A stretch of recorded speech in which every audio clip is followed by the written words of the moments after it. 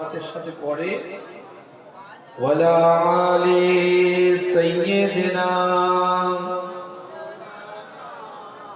একটু জিকির করে লা ইলাহা, আর জোরে লা ইলাহা, কলিজা দিয়ে লা ইলাহা, লা ইলাহা ইল্লাল্লাহু মুহাম্মাদুর রাসূলুল্লাহ।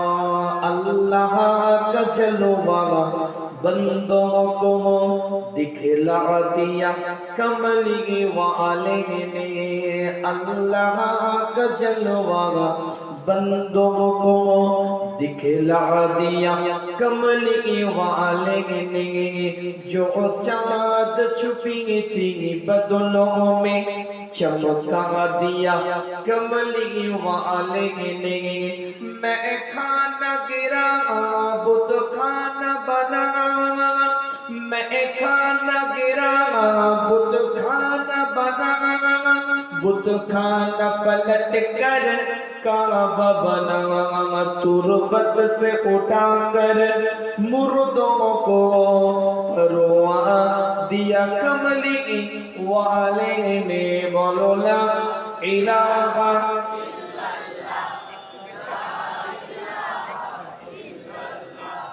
ला इलाहा इल्लल्लाहु मुहम्मदुर রাসূলুল্লাহ সাল্লাল্লাহু আলাইহি ওয়াসাল্লাম। উপস্থিত হাজির মজলিস, ব্রাদার ইসলাম, আমার দিন দরদি নেককার পরিষ্কার ইমানদার মুত্তাকি ভাই, খুব সংক্ষেপ আলোচনা। এটা আরবি বছরে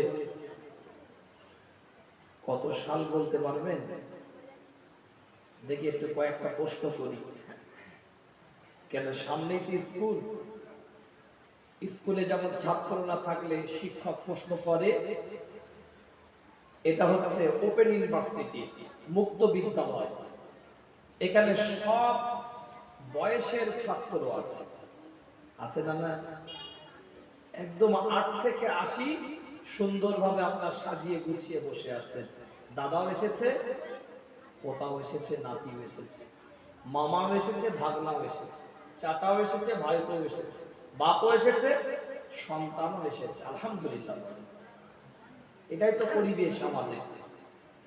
তো যেমন শিক্ষকরা প্রশ্ন করে, একটু আপনাদেরকে বলি, আজ যদি কোনো মানুষকে জিজ্ঞেস করা হয় এই ইংরাজির কত সাল চলছে, প্রশ্ন শেষ হওয়ার আগে উত্তর পাওয়া যাবে না? যাবে না? এই কচিরা বল কোন সাল চলছে। এখন যদি জিজ্ঞেস করি কোন মাস চলছে, কচিরা বলছে ঘাড়িদের দিকে এখনো যায়নি। কথা বলে কচিগুলো উত্তর দিল না? তাহলে 2025 জুলাই মাস, এরা বাচ্চাগুলো বলে দিল। কিন্তু দুঃখ এই জায়গায়, কষ্ট এই জায়গায়, ছোট্ট ছোট্ট বাচ্চাগুলোকে যদি জানুয়ারি থেকে ইংরাজি মাসের নামগুলো জিজ্ঞাসা করা হয়, ডিসেম্বর পর্যন্ত নিঃশ্বাস না ছেড়ে একদমে বলার ক্ষমতা রাখে। কি রেখেছি, তাই তো নাকি? রাখিস তো? বাংলার মাসগুলো বৈশাখ থেকে শুরু করলে মোটামুটি চৈত্র পর্যন্ত গেতে কয়েক জায়গায় ড্রিঙ্কস ব্রেক দিতে হবে, মানে একটু ধাক্কা দিলে গড়িয়ে যাবে। কয়েক জায়গায় একটু ধাক্কা দিলে গড়িয়ে যাবে। কিন্তু ভালো ভালো মুসলমানের বাচ্চা ঈদ কোন মাসে হয় জানে না। ঈদ করছে, ঈদুল ফিতর, ঈদের চাঁদ উঠেছে। আচ্ছা প্রশ্ন আমার, ওটা কি ঈদের চাঁদ? কথা বলে না, আমরা বলি না যে ঈদের চাঁদ উঠেছে? আমার প্রশ্ন, ওটা কি ঈদের চাঁদ? তাহলে একটা মাসের চাঁদ উঠেছে, সেই মাসের 1 তারিখে ঈদ হয়। এখন যদি জিজ্ঞেস করি কচি ঈদের জামা কিনবি, সারা রোজার মাস কেঁদে কেঁদে বেড়ালি, এখন ওই ঈদটা কোন মাসে হয় বলতো? কচি কেন, কচির বাপ বলতে পারবে না। ঈদুল ফিতর কোন মাসে হয়, এই বাচ্চাগুলো কেন, বাচ্চার আব্বা বলতে পারবে না। ঠিক বলছি না ভুল বলছি?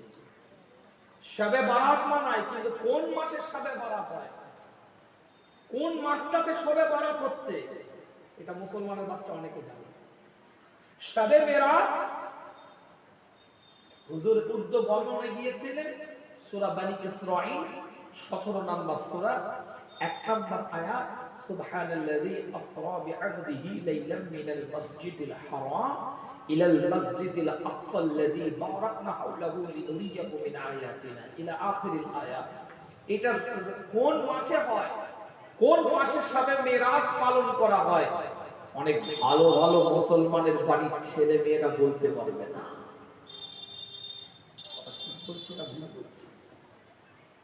কয়েকটা মাস আমরা জানি, এই মুহররমটা এটা জানি আমরা, রোজার মাসটা তো জানি, রমাদান এটা, আর মোটামুটি রবিউল আউয়াল, এই 3 থেকে 4টে মাস মোটামুটি কুটিয়ে কাটিয়ে মনে আছে। তারপরে কোনটা আগে পিছে বলতে পারবো না। মুহররম আগে না রবিউল আউয়াল বছরের আগে, জানুয়ারি আগে না ফেব্রুয়ারি আগে, যেমন আমাদেরকে বোঝাতে হয় না, কিন্তু মুহররম আগে না রবিউল আউয়াল আগে এটা বোঝাতে হবে। এটা আরবি বছরের প্রথম মাস মুহররম মাস, মনে রাখবেন। আল্লাহ কোরআনের মধ্যে বলছে একটা বছরকে আমি আল্লাহ 12 ভাগে বিভক্ত করে দিয়েছি। ইন্না ইদ্দাত শুহুরি ইনদাল্লাহ আশারা, একটা বছরকে আল্লাহ 12টা ভাগে বিভক্ত করে দিয়েছেন। এটা আরবি বছরের 1400, বলতে পারবেন? একটু ধরিয়ে দিলাম, 1447। মাশাআল্লাহ, উত্তর পাওয়া গেছে, প্রাইজ দিতে হবে। এটা আরবি বছরের হিজরি 1447 সাল চলছে।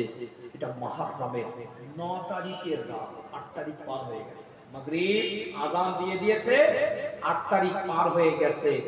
9 তারিখের রাতে আপনি আমি বসে আছি মুহররম মুতাবারাক। আল্লাহ নবী, আল্লাহ রাসূল, সাহাবা کرام হুজুরদের সাথে আলাপ আলোচনা করে, সাহাবা کرام হুজুরদের সাথে কথাবার্তা বলতে থাকে। এক একটা কোরআনের আয়াতকে আল্লাহ পাক নাযিল করে দেয়, এক একটা ইবারতকে নাযিল করে দেয়।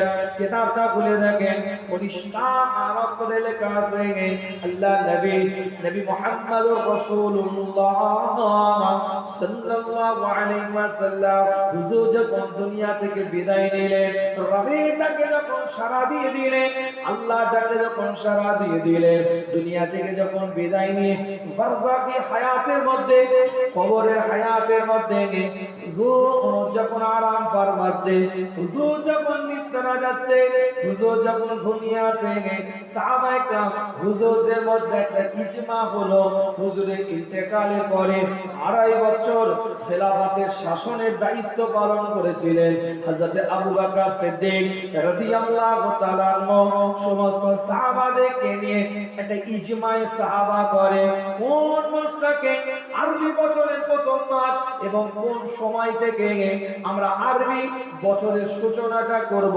কেননা তৎকালীন যুগে খ্রিস্টীয় ক্যালেন্ডার প্রচলন ছিল, তৎকালীন যুগে গ্রিক ক্যালেন্ডার প্রচলন ছিল। সেই সময় খেলাফতের শাসন ব্যবস্থায় রোম সাম্রাজ্যের ক্যালেন্ডারকে ফলো করতে হতো। খ্রিস্টীয় ক্যালেন্ডার, রোম সম্রাটের ক্যালেন্ডার, রোম সাম্রাজ্যের ক্যালেন্ডার গ্রিক ক্যালেন্ডারের দ্বারা সাম্রাজ্য পরিচালনা করতে, ইসলামিক রাষ্ট্র পরিচালনা করতে, খেলাফতের শাসন ব্যবস্থা পরিচালনা করতে, তারিখ নির্ধারণ করে পরিচালনা করার ক্ষেত্রে একটু অসুবিধা দেখা দিল। তাই সাহাবাদের মধ্যে ইজমা হয়ে গেল যে কোন সময় থেকে আমরা আরবি বছরের সূচনাটা করব। আরবি বছরের সূচনা কালটা কখন থেকে হবে ভিন্ন ভিন্ন মত পোষণ করলেও সাহাবায়ে کرام হুজুররা আল্লাহর নবী মুহাম্মদুর রাসূলুল্লাহ সাল্লাল্লাহু আলাইহি ওয়াসাল্লাম যে সময় থেকে হিজরত করে মক্কাতুল মুকাররমা থেকে মদিনাতুল মুনাওয়ারায় গিয়েছিলেন, অর্থাৎ মক্কি জীবন হুজুরের 13 বছর ছুপিয়ে ছুপিয়ে 3 বছর দাওয়াত দিয়েছে, প্রকাশ্যভাবে 10 বছর দাওয়াত দিয়েছে। গোটা মক্কি জীবন এই 13 বছরের জীবনে 86 থেকে 89টা আল্লাহ কোরআনের আয়াত নাযিল করে দিয়েছে।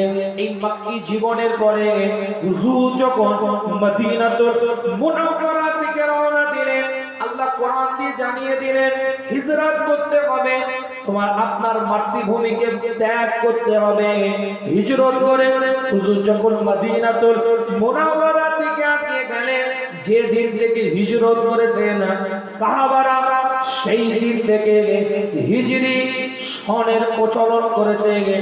আজ যেটা আপনার কি বলে 1447 সালে আপনি আমি এখানে বসে আছি, আজ থেকে 1447 বছর পূর্বে গেলে হুজুর মক্কা শরীফ থেকে মদিনা শরীফে এই 1447 বছর আগে হিজরত করেছিলেন, সেটা 623 খ্রিস্টাব্দ ছিল। বুঝতে পারছেন, 610 খ্রিস্টাব্দে হুজুর নবুয়ত পেয়েছেন, 13 বছর মক্কি জীবনে কাটিয়েছে, 86 থেকে 89টা মক্কি সূরা নাজিল হয়েছে। হিজরত করে যখন মদিনাতুল মুনাওয়ারায় গেলেন, কাবা বাইতুল্লাহর মতন ওই জায়গাকে হুজুরকে পরিত্যাগ করতে হয়েছে আল্লাহর হুকুমে, যেখানে আল্লাহ কোরআনে বলছে সূরা আল ইমরান 3 নম্বর সূরা 96 নম্বর আয়াতের মধ্যে, ইন্না আউওয়ালা বাইতিন উদিয়া লিন-নাস লাল্লাযী বিবাক্কাতা মুবারাকান ওয়া হুদাল লিল আলামিন, আমি পৃথিবীর প্রথম ঘর হিসাবে কাবা বাইতুল্লাহকে তৈরি করলাম, লাল্লাযী বিবাক্কাতা, যেটা মক্কার মধ্যে অবস্থিত, আমি আল্লাহকে মানুষদের জন্য বরাদ্দ করে দিলাম, যে জায়গায় ওখানে যারা যাবে তারা মোবারক হয়ে যাবে, ওয়া হুদাল লিল আলামিন, আর আমি আল্লাহ এই আলামিনের জন্য এটা হেদায়েতের একটা কারখানা বানিয়ে দিলাম। জোরে বলতে সুবহানাল্লাহ, একটু চিৎকার দিয়ে বলা যাবে না?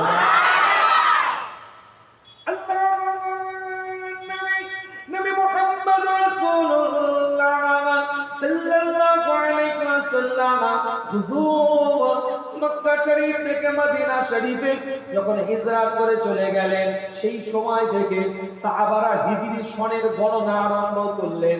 কিতাবের রিওয়ায়াতের মধ্যে পাওয়া যায় 10 বছর আল্লাহ নবী আল্লাহ রাসূলের মক্কি জীবন, কিতাবটা খুলে দেখেন, গোটা মক্কি জীবন 13 বছর হুজুরের মধ্যে 10 বছর প্রকাশ্য কোরআনের দাওয়াত দিয়েছিলেন, সেখানে 389 জন ঈমানের কালমা পড়ে মুসলমান হয়েছিলেন, আর 3 বছর যে ছুপিয়ে ছুপিয়ে লুকিয়ে লুকিয়ে হুজুর কোরআনের দাওয়াত দিয়েছিলেন, 3 বছরে 11 জন ঈমানের কালমা পড়ে মুসলমান হয়েছিলেন। হুজুরের উপরে যখন আয়াত নাযিল হয়ে গেল, হুজুর মাতৃভূমি পরিত্যাগ করতে হবে, মক্কা শরীফটাকে পরিত্যাগ করে মদিনাতুল মুনাওয়ারায় গিয়ে হুজুর আপনাকে আশ্রয় নিতে হবে। হুজুর একটু চিন্তিত, কেন এখানে সবাই জানতো আল আমিন সত্যবাদী, এখানে সবাই জানতো সাদিক তিনি মিথ্যা বলে না, আল আমিন বিশ্বাসী সত্যবাদী সবাই জানতো, কিন্তু এরপরেও 13 বছরে 400 জন ঈমানের কালমা নিয়ে এসেছে, এখান থেকে ইসলাম অন্তর করে নতুন জায়গায় যাওয়ার পরে কে আমার উপরে ঈমান আনবে? হুজুর একটু চিন্তিত হয়ে গেলেন। আল্লাহ কোরআন দিয়ে জানিয়ে দেয়, ইন্নামা, আল্লাহ কোরআন দিয়ে এলান করে দেয়, পরিষ্কার করে লেখা আছে, আলাম নাশরাহ লাকা সাদরাক ওয়া ওয়াদা'না আনকা বিদরাক আল্লাযী আনকাদা যহরাক ওয়া রাফা'না লাকা যিকরাক ফাইন্না মা'আল উসরি ইসরা, ইন্না মা'আল উসরি ইসরা। আল্লাহ কোরআন দিয়ে জানিয়ে দেয়, কোরআনের এক জায়গায় একই অর্থ বিশিষ্ট আয়াত আল্লাহ পাক নাযিল করেছে, একই অর্থ বিশিষ্ট আয়াত ব্যাক টু ব্যাক পরস্পর কোন জায়গায় আল্লাহ নাযিল করে নাই। এই আয়াতের মধ্যে সূরাতুল ইনশিরাহ, এই সূরার আল্লাহ পাক 6 নাম্বার 7 নাম্বার আয়াতের মধ্যে বলছে, ফাইন্না মা'আল উসরি ইসরা, ইন্না মা'আল উসরি ইসরা। হুজুর আপনি চিন্তা করবেন না, আমি আল্লাহ এলান করে দিলাম, সাকসেস আপনি হয়ে যাবে, হবে আপনি সাকসেস। আমি আল্লাহ, আমি মাওলা, আমি পরওয়ারদিগার বলছি, ইন্না মা'আল উসরি ইসরা, ইন্না মা'আল উসরি ইসরা। মক্কি জীবনের পরে 10 বছর মাদানী জীবনে হুজুর যখন কাটাচ্ছে, কিতাবের রিওয়ায়াতের মধ্যে এসেছে আল্লাহর নবী আল্লাহ রাসূলের 10 বছর মক্কি জীবনের পরে মাদানী জীবনে অর্থাৎ মদিনাতুল মুনাওয়ারায় মদিনা শরীফের মধ্যে 10 বছরে 1,24,600 জনকে ঈমানের কালমা পড়িয়ে মুসলমান করে। চিৎকার দিয়ে বলা যাবে না? এই হিজরতের এই সময় থেকে আলোচনা বুঝবেন ভালো করে কি বলতে চাইছি। এই হিজরি সন চালু হয়েছে, তাই হিজরি বলে। আরবিতে কি বলে, বাংলায় কি বলে? সন বলে, শতাব্দী বলে, বঙ্গাব্দী বলে। সালকে কি বলে? শতাব্দী, বঙ্গাব্দী। ইংরেজিতে কি বলে? খ্রিস্টাব্দ। কথা বলে না,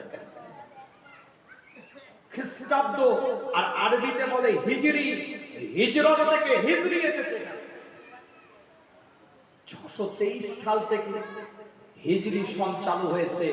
সাহাবাদের ইজমাতে একত্রকরণ মত পোষণ করে আবার সাহাবাদের মত তৈরি হলো যে আরবি বছরে কোন মাসটাকে প্রথম মাস হিসাবে নির্বাচন করা হবে,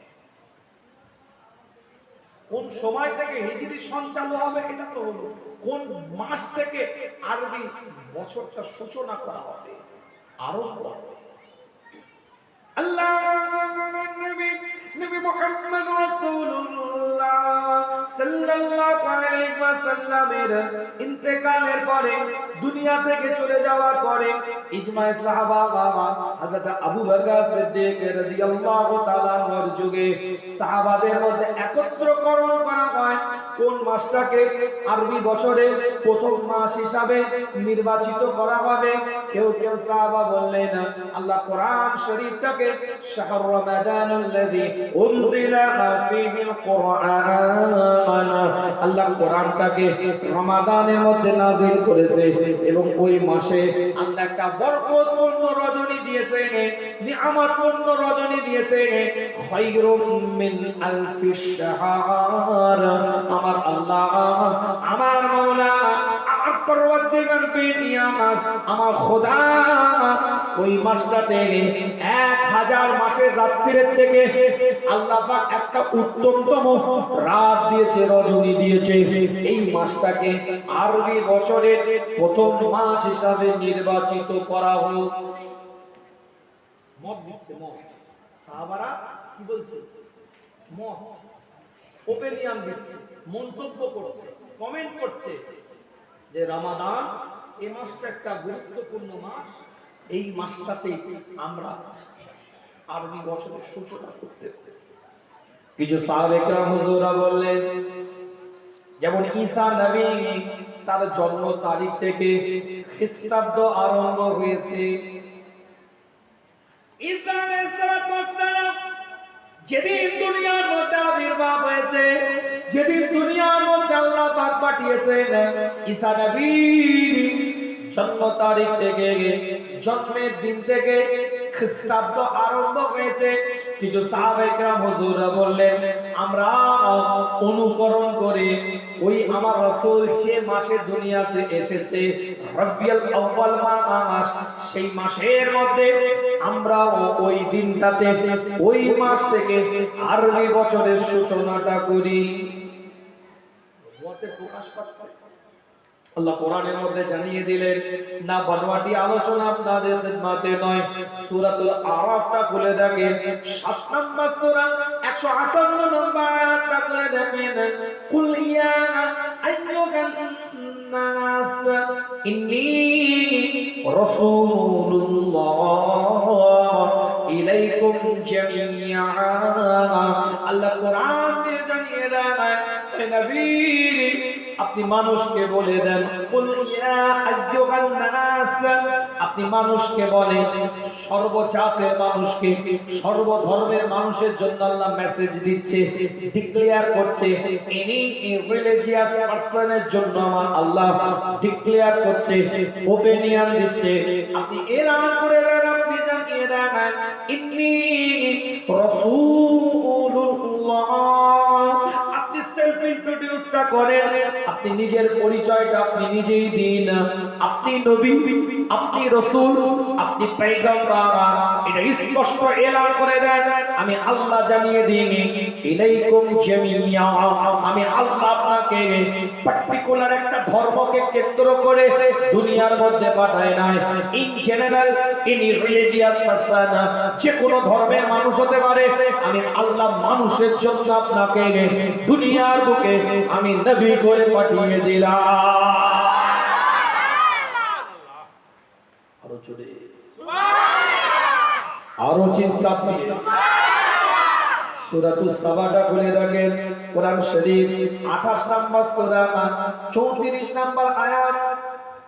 আমি বলি না, কোরআন বলছে ওয়ামা আরসালনাকা ইল্লা কাফাতুল লিন্নাস, আল্লাহ দায়িত্ব নিয়ে বলছে কাফাতুল লিন্নাস, নবী রাসূল মুস্তাফা, আমি আল্লাহ আপনাকে মানুষের জন্য দুনিয়াতে পাঠালাম। আপনি মানুষকে গাইড করবেন। টুপিওয়ালা নয়, দাড়িওয়ালা নয়, জুব্বাওয়ালা নয়, পাগড়িওয়ালা নয়, আজকালওয়ালা, আলখাল্লাওয়ালা, নামাজি, পরেজগার, দিনদার না, তাদের কথা আল্লাহ বলেন নাই। মানুষকে আপনি সুসংবাদ দিবেন। আরো জোরে, আরো জোরে। মানুষকে আপনি সতর্ক করবেন, মানুষকে আপনি রাস্তা দেখাবেন, মানুষকে আপনি পথ দেখাবেন।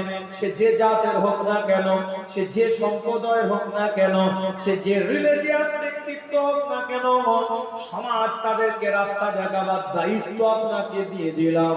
আল্লাহ কোরআনের মধ্যে একাধিক আয়াতের মধ্যে বলেছে, আমি ওই দিকে যাব না।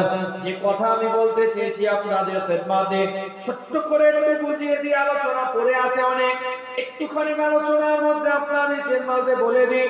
আল্লাহ নবী মুহাম্মদুর রাসূলুল্লাহ সাল্লাল্লাহু আলাইহি ওয়াসাল্লামের সাহাবারা বলে, কিছু সংখ্যক যে রবিউল আউয়াল মাসটা, যে মাসে রিসালাতের প্রকাশ পেয়েছে, নবুয়তের প্রকাশ পেয়েছে, মুস্তাফা রহমত হিসাবে মানুষের জন্য দুনিয়াতে এসেছে, সেই মাসটাকে আরবি বছরের প্রথম মাস হিসাবে নির্বাচিত করা হোক। কিন্তু সাহাবাদের মধ্যে ইজমা হয়ে যায় মুহররমটাকে প্রথমে রাখা হয় আর জিলহজটাকে শেষে রাখা হয়। এর একটা বড় কারণ হচ্ছে, যে কোনো আপনি তারিখের কিতাব খুলে দেখে নেন, তারিখের খামিস খুলে আল বিদায়া ওয়ান নিহায়া ইবনে কাসিরের লেখা কিতাব খুলে দেখেন, পরিষ্কার সাহাবারা বলছেন আল্লাহ পাকের হাজার হাজার লাখ লাখ বান্দা বান্দি কাবা বাইতুল্লাহটাকে তাওয়াফ করবে। কাবা শরীফটাকে তাওয়াফ করার পরে হাজর আসওয়াদে চুম্বন দেওয়ার পরে মাকামে ইব্রাহিমের সামনে রেখে দুই রাকাত সুন্নাতুত তাওয়াফ নামাজ আদায় করার পরে সাফা মারওয়া সাই করবে, মিনাতে যাবে, আরাফাতে যাবে, মুজদালিফাতে যাবে, তাওয়াফে জিয়ারত করবে, বিদায় তাওয়াফ করবে, মুস্তাফার বারগাহে সালামটা দিবে। ওই হাজী সাহেবগুলো হজ সম্পন্ন করার পরে আল্লাহ কাবা বাইতুল্লাহ থেকে আবার তাদের বাড়িতে ফিরে আসবে। তাই আরবি বছরের শেষ মাস হবে জিলহজ। কেন বান্দা তাদের গুনাহগুলোকে দাফন করে দিবে, আর বাড়িতে যখন আসবে মুহররম দিয়ে নতুন বছরের সূচনাটা তারা করবে।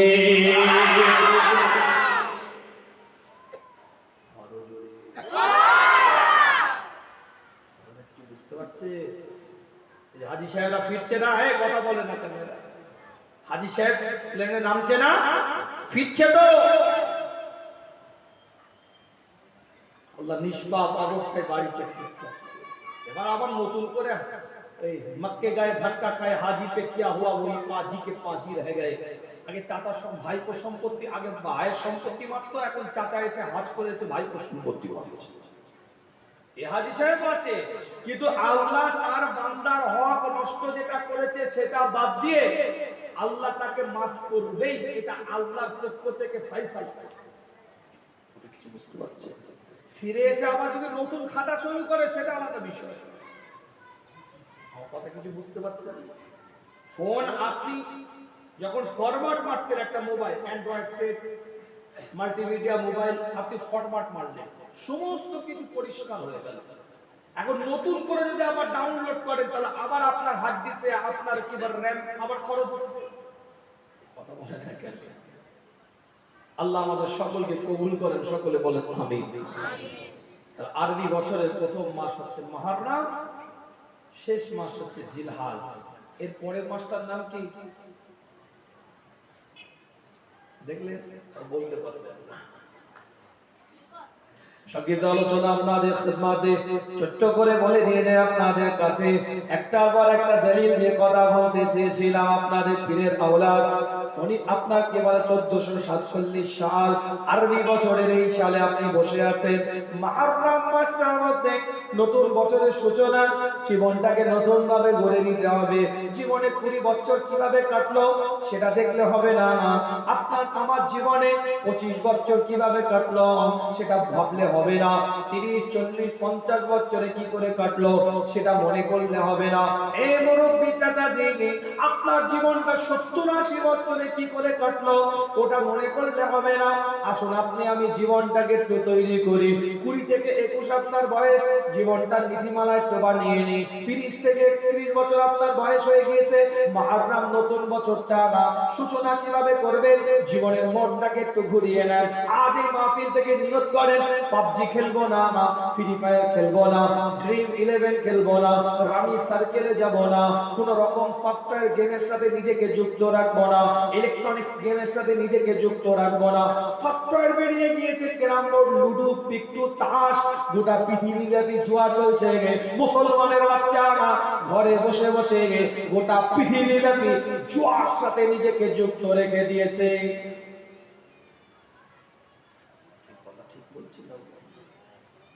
গোটা পৃথিবীব্যাপী জুয়া চলছে। বাপ তাহাজ্জুদ গুজার হলে কি হবে, ছেলে পাক্কা জুয়ারি, কেউ জানে না মোবাইল গেমসে জুয়া খেলে।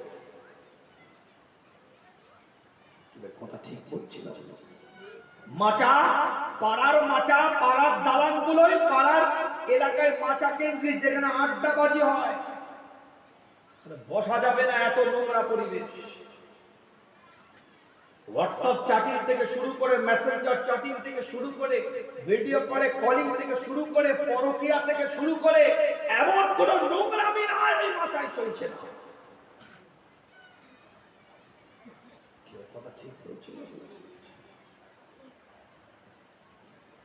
যা হয়েছে ডিলেট করেন, নতুন বছরটাকে শরীয়ত মোতাবেক পরিচালনা করেন, এটাই আলোচনা করা। যা হয়েছে মুছে দেন, ফেলে দেন, রিজেক্ট করেন। নতুন বছরটাকে কোরআনের আইনে পরিচালনা করেন, শরীয়তের রীতিতে পরিচালনা করেন, ইসলামের আদর্শে পরিচালনা করেন, নবীর তরিকায় পরিচালনা করেন। ঠিক না? এত আস্তে হয়ে যাচ্ছে কেন? কিছু অসুবিধা হচ্ছে নাকি? আমার বড় চাচা দোয়া করতে করতে বলতেন মাঝে মাঝে, আল্লাহ যারা বিড়ি খায় তাদের ক্যান্সার দাও। জোরে বলো আমিন। আর আমিন বলার লোক খুঁজে কত কিছু বুঝতে পারছেন। দোয়া চাইতে চাইতে বলতে যে আল্লাহ যারা বিড়ি খায় তাদের ক্যান্সার দাও। আর আমিন বলার লোক খুঁজে পেতেন না, ঘুরিয়ে বলতেন ও মনে হয় সংখ্যায় বেশি তাই ভয়ে আমিন বেরোচ্ছে। কথাটা কি বুঝতে পারছেন না? বুঝতে পারছেন? এত কিছু মুহররমে হয়েছে, এমন কিছু নাই যে আশুরার দিনে হয় নাই। এত কিছু মুহররমের দিনে হয়েছে, আশুরার দিনে হয়েছে, 10 তারিখে মুহররমে হয়েছে। কেন আপনার জীবন আজকে গঠন হবে না? এটা হয়েছে সেটা হয়েছে, কিছু শুনতে বাকি আছে আমাদের। আপনার আমার জীবনটা কেন গঠন হলো না? শরীয়ত মোতাবেক কেন তৈরি হলো না? ইসলাম মোতাবেক কেন তৈরি হলো না? এত কিছু মুহররমের 10 তারিখে আশুরার দিনে হয়েছে, আপনি আমি নবীর তরিকায় চলতে পারলাম না কেন? তা মুহররমে জালসা দিয়েছি, তাও আপনার কি বলে আদনানটা হয়ে ছেলে মেয়ে রাস্তায় ঘুরে বেড়াচ্ছে, লজ্জা লাগে না? কি মঙ্গল গ্রহ থেকে নেমেছে না চাঁদ থেকে সুনিতা উইলিয়ামসের খালাতো বোন এসেছে? বেহায়া নির্লজ্জা করে যারা ঘুরে বেড়াচ্ছে রাস্তায়, রাস্তার উপরে যারা হেঁটে বেড়াচ্ছে, ওরা কি মঙ্গল গ্রহ থেকে এসেছে না চাঁদে করে, আপনার রকেটে করে সুমিতা উইলিয়ামসের খালাতো বোন উপর থেকে নেমে এসেছে। আমার কথা কিছু বুঝতে পারছেন না? বুঝতে পারেন না? আপনারই পরিবারের কেউ না কেউ ঘুরে বেড়াচ্ছে। কমিটির ছেলেগুলোকে বললাম রাস্তা ক্লিয়ার কর, এই অবস্থায় গাড়ি ঘুরিয়ে নিয়ে ঘরে চলে যাবো। জোন খাটতে আসেনি, শরিয়াত বলতে এসেছি। অন্য টাইপের আমাকে সব জায়গায় বাঁধার মতন মনে করবেন না। আপনার স্টাইলে রিমোটের মতন আমাকে চালাবেন। এসি যেমন রিমোটে চলে, 26-এ দিলে 26-এর মতন ঠান্ডা হয়, 24-এ দিলে 24-এর মতন ঠান্ডা হয়, পাওয়ার চিল করে দিলে, পাওয়ার দিয়ে দিলে আপনার কি বলে ঠান্ডা চিল করে দিবে। এই রিমোটের মতন আপনি আমাকে চালাতে পারবেন না। আমাকে শরিয়াত চালনা করবে, নবীর তরিকা চালনা করবে, ইসলামের আইন চালনা করবে। এই যে জাম্পিংটা নিয়ে এসেছে ছেলেগুলো খুঁজছে, ওই কবরে তোমার খুঁজবে। বেহায়া, নির্লজ্জা, তোমার হায়া না, শরম না। কোরআনের মাহফিল, শরিয়াতের মাহফিল, ইসলামের মাহফিল, আল্লাহ আল্লাহ রাসূলকে চেনার, জানার, বোঝার মাহফিল। নাটক করা যাবে না। যদি বিশ্বাসটা হয় দেখে আসুন না, ঘুরে আসেন একবার। ঈদের দিনে অত সেজে রাস্তায় বেরোয় না। এই ইমাম সাহেব, ইমাম নাকি না অন্য করা? তুমি আমাকে জি জি করো না, তুমি রিস্ক হয়ে যাবে। আমাকে বলতে দাও, আমি একদিনের খোঁজ দিতে, তুমি 12 মাসের খোঁজ দিতে। না না, মজা করছি। ওরা হক, এরা হক কথা বলবে না তো কারা বলবে? ভুল হচ্ছে নাকি? এই কথা বলেন না কেন? রাগ করছে? আমি না বললে আপনি জানবেন কি করে? ডাক্তার এনেছেন রোগ ধরার জন্য তো নাকি? না ডাক্তার বলবে না রোগ হওয়ার পরে? ডাক্তার কেন এনেছে? রোগ ধরার জন্য। তো কোন ডাক্তার যখন রোগ ধরতে পারে না, যে ডাক্তার রোগ ধরতে পারে পিঠ চাপতে বলে এত খরচ করলাম, কেউ ধরতে পারলে আপনি ধরে দিয়েছেন আমার সুগার হয়েছে। ও রোগ ধরলে ডাক্তার খুশি হয়। আর আমি শরীয়তের ডাক্তার, আমি আপনার রোগ ধরে দিচ্ছি। ইমানের কোন জায়গায় দুর্বলতা? আপনার রাগ হচ্ছে কেন? প্রকৃত মুসলমান আপনি খুশি হবে যে আমার ভুলটাকে সংশোধনের রাস্তা দেখাচ্ছে। হাত জোর করে বলি, এতে যদি খুশি না হন, আপনাদের পায়ে ধরে করে যাচ্ছে আপনাদের পীরের আল্লাহ। যা পরিবর্তনের জায়গা, দিনকে চেনার জায়গা, ইসলামকে বোঝার জায়গা, শরিয়াতকে জানার জায়গা, এত কিছু মুহররমে হয়েছে। আজকে বুক থেকে এই মুহররমে এই মাসে বলে যাচ্ছি, আপনার জীবনটা আল্লাহর ওলিদের খাতায়, নামটাও এই মুহররমে লেখা হয়েছে। এই রাস্তায় চলতে তুবু ইলাল্লাহ তাওবাতান নাসুহা। সূরা আল ইমরান 3 নম্বর সূরা 133 নম্বর আয়াতের মধ্যে আল্লাহ বলেছেন, ওয়াসারিউ ইলা মাগফিরাতিন মির রাব্বিকুম ওয়া জান্নাতিন আরদুহা আস-সামাওয়াতি ওয়াল আরদ উইদ্দাত লিল মুত্তাকিন। তোমরা ওই রাস্তায় নিজেদেরকে পরিচালিত করো, যেই নিজেদেরকে ছোটাও, নিয়ে যাও, যেই রাস্তায় আমি আল্লাহ আমার পক্ষ থেকে ক্ষমা আছে। শুধু ক্ষমা নয়, আমি আল্লাহ মাফও করব, তোমাদেরকে জান্নাতটাও দান করব। উইদ্দাত লিল মুত্তাকিন, এটা মুত্তাকিনদের জন্য আমি আল্লাহ বরাদ্দ করে দিলাম। সুবহানাল্লাহ। একটু জোরে বলা যাবে? আল্লাহ নবী মুহাম্মদ রাসূলুল্লাহ সাল্লাল্লাহু আলাইহি ওয়াসাল্লামের উপরে এক একটা কোরআনের আয়াত আল্লাহ পাক নাযিল করে দেয়। দলিল যে কথাগুলো আপনাদেরকে মাঝে বলতে চেয়েছিলাম, আল্লাহ পাক এই রাস্তায়, এই পথে আপনাকে আমাকে ছুটতে বলছে, যেই রাস্তার মধ্যে ক্ষমা আছে। এতক্ষণ আলোচনা আপনাদের খেদমতে আরবি বছরের সূচনার অধ্যায়টা কেমন ছিল। গ্রিক ক্যালেন্ডার আমরা ব্যবহার করি নাই, রোম দেশের সাম্রাজ্যের ক্যালেন্ডার আমরা ব্যবহার করি নাই, খ্রিস্টীয় ক্যালেন্ডার আমরা ব্যবহার করি নাই। আরবিক ক্যালেন্ডারের সূচনাটা কেমন ছিল, সাহাবাদের ইজমাটা কেমন ভাবে হয়েছিল, একটার পর একটা দলিল দিয়ে আপনাদেরকে বুঝিয়ে দিলাম। এবার আসুন একটু আলোচনাটাকে মুহররমের ফজিলতের দিকে নিয়ে যায়, মুহররমের গুরুত্বের দিকে নিয়ে যায়। আল্লাহ পাক কবুল করেছে এই মুহররম মাসের, আল্লাহ পাক এই দিনটাতে আপনাকে আমাকে বসিয়ে দিয়েছে। কিতাবটা খুলে দেখেন, পৃথিবীর মধ্যে সর্বপ্রথম আল্লাহ পাক যেই দিনটায় বৃষ্টি দিয়েছিলেন, পানি দিয়েছিলেন, সেই দিনটা ছিল মুহররমের 10 তারিখ, আশুরার দিন। সর্বপ্রথম সর্বপ্রথম পৃথিবীতে আমার আল্লাহ আমার মাওলা আমার পরওয়ারদিগার জিবরাইল আলাইহিস সালামকে পাঠিয়ে দিলেন। আমি বলি না কোরআন জানিয়ে দেয় ইন্নী জাইলুন ফিল আরদি খলিফা ক্বালু আতাজআলু ফিহা মান ইউফসিদু ফিহা ওয়া ইসফিকু দিমাআ নাহনু নুসাব্বিহু বিহামদিকা ওয়া নুকাদ্দিসু লাক ইলা আখিরিল আয়া। বিরাট ব্যাখ্যা আমি এদিকে যাব না, ছোট্ট করে বলে দিয়ে যায় হযরতে আদম আলাইহিস সালামের স্ট্রাকচারটাকে আমার আল্লাহ পাক যেদিনে বানিয়েছিলেন সেই দিনটা অন্য দিন নয়, মুহররমের এই 10 তারিখ আশুরার দিন ছিল। হযরত আদমকে জান্নাতে প্রবেশ করালেন এই দিনে। হযরত আদম একা একা জান্নাতের মধ্যে, আল্লাহ ভাবলেন কাউকে কোনো একটা সঙ্গিনীর দরকার আছে। হযরত আদম আলাইহিস সালামের বাম পাজরের হাড়টা দিয়ে হযরত হাওয়া আলাইহিস সালামকে তৈরি করলেন।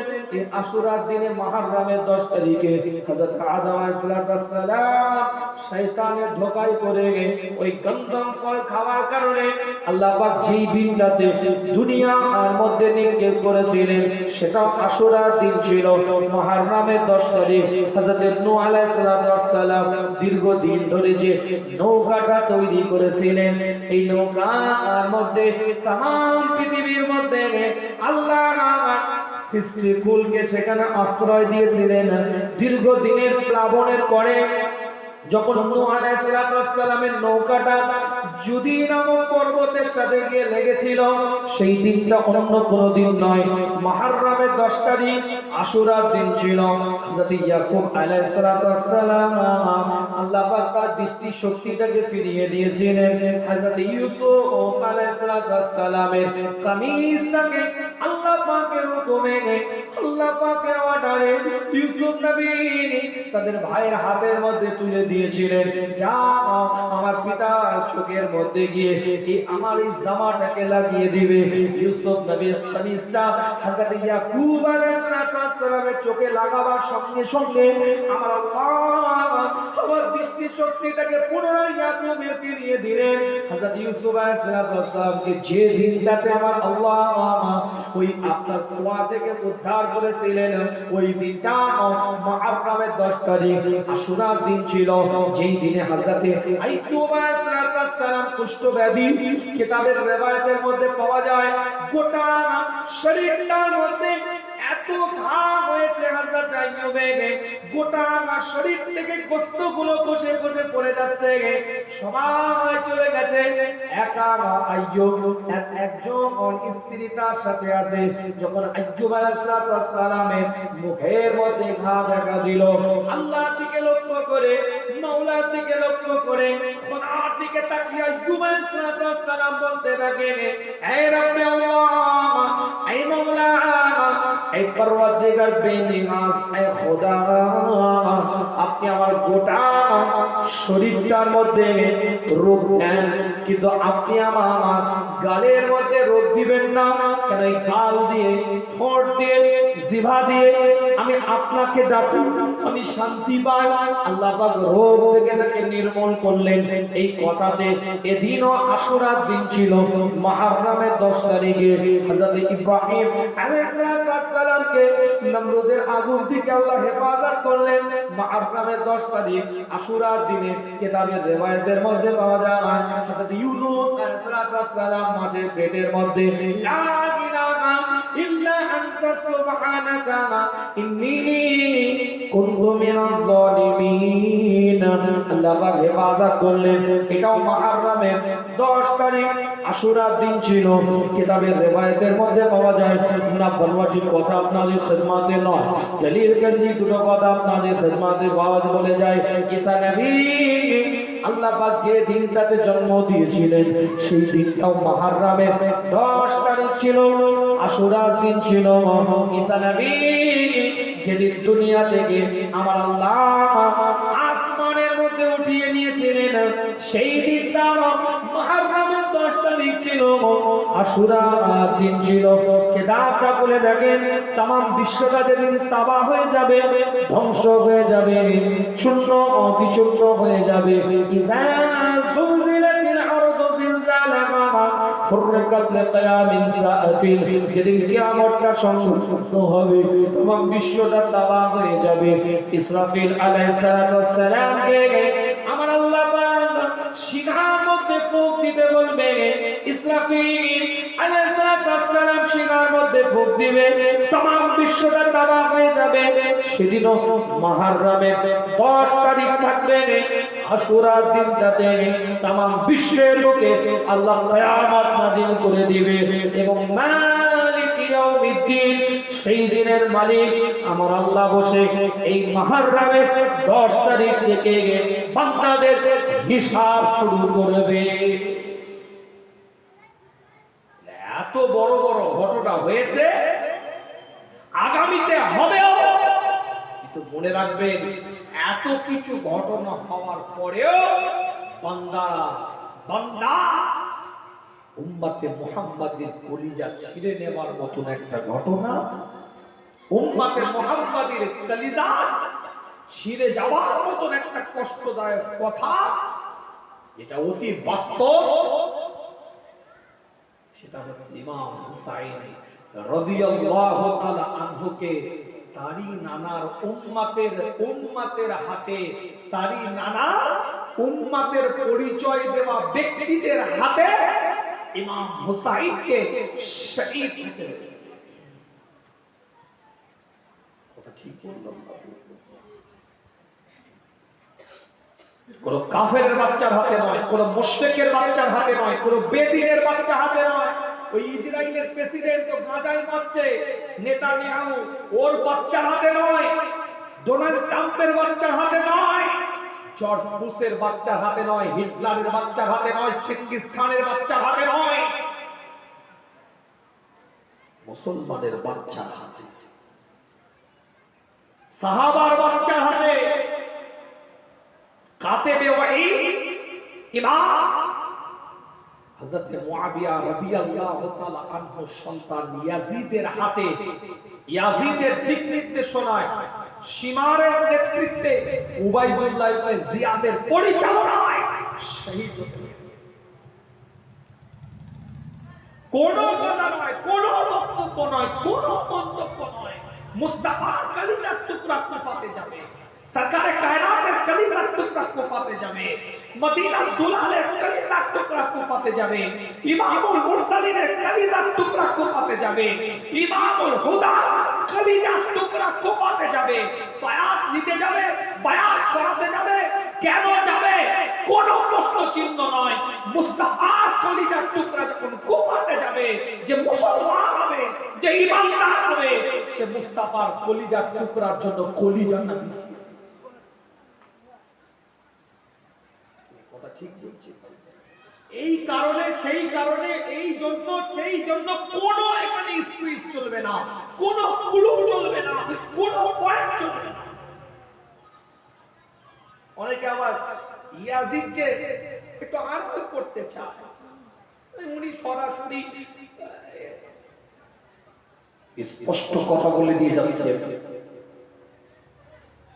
যারা এ ধরনের কথা বলে ইয়াজিদকে আড়ালে নিতে চায়, নির্দোষ প্রমাণ করতে চায়, তাদের ঈমান আছে কিনা প্রশ্ন চিহ্ন। ফাসেকে মৌলিক যেভাবে যেটা বলেছে আমরা সেটা বলব। ইমাম আযম আবু হানিফা রাহমাতুল্লাহ আলাইহির মতে ফাসেকে মৌলিক প্রকাশ্য ফাসেকের কাজ করেছে। অন্যান্য ইমামদের মতে আরো কঠোরতা ফতোয়া এসেছে, মাসালা এসেছে, সেটাও তাদের দিক থেকে তারা ঠিক করেছে। নালায়েক ইয়াজিদ, কাফফাক ইয়াজিদ রাসূলের কলিজার টুকরা, রাসূলের খুন, রাসূলের নওয়াসে হুজুরকে শহীদ করে দিয়েছে। কিতাবের রিওয়ায়াতের মধ্যে এসেছে হযরত ইমাম হুসাইন রাদিয়াল্লাহু তাআলা আনহু তিনি মুসলিমকে পাঠালেন, যাও দেখে এসো কুফার অবস্থাটা কি। একদল মানুষ, কুফার ব্যক্তিরা বলছে আমার হাতে নাকি বায়াত নিতে, একটু দেখে এসো। হযরত মুসলিম নামাজে ইমামতি করলেন, ইমামতি চলাকালীন তার পিছনে 40,000 কুফার মানুষ ইমামতিতে নামাজ পড়েছে। সালাম ফেরাবার পরে দেখছে আর কেউ নেই। এত কঠোর কুফার। তিনি চিঠিতে লিখে দিয়েছেন, যাও। প্রথমে সবাই তো সাথ দিয়েছে, হ্যাঁ ইমাম হুসাইন রাদিয়াল্লাহু তাআলা আনহুকে আসতে বলো, আমরা তার হাতে বায়াত নেব। হুজুরের খুন, হুজুরের রক্ত, হুজুরের তার হাতে বায়াত।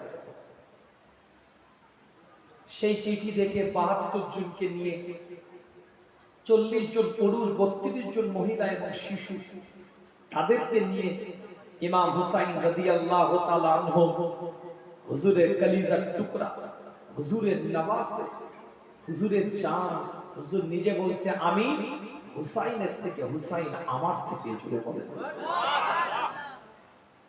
হুজুরের বারগায়ে সালাম দিয়েছে। আসসালাতু ওয়াসসালামু আলাইকা ইয়া রাসূলুল্লাহ, আসসালাতু ওয়াসসালামু আলাইকা ইয়া হাবিবাল্লাহ, আসসালাতু ওয়াসসালামু আলাইকা ইয়া শাফিউল মুজরিমিন, আসসালাতু ওয়াসসালামু আলাইকা ইয়া রাহমাতাল লিল আলামিন।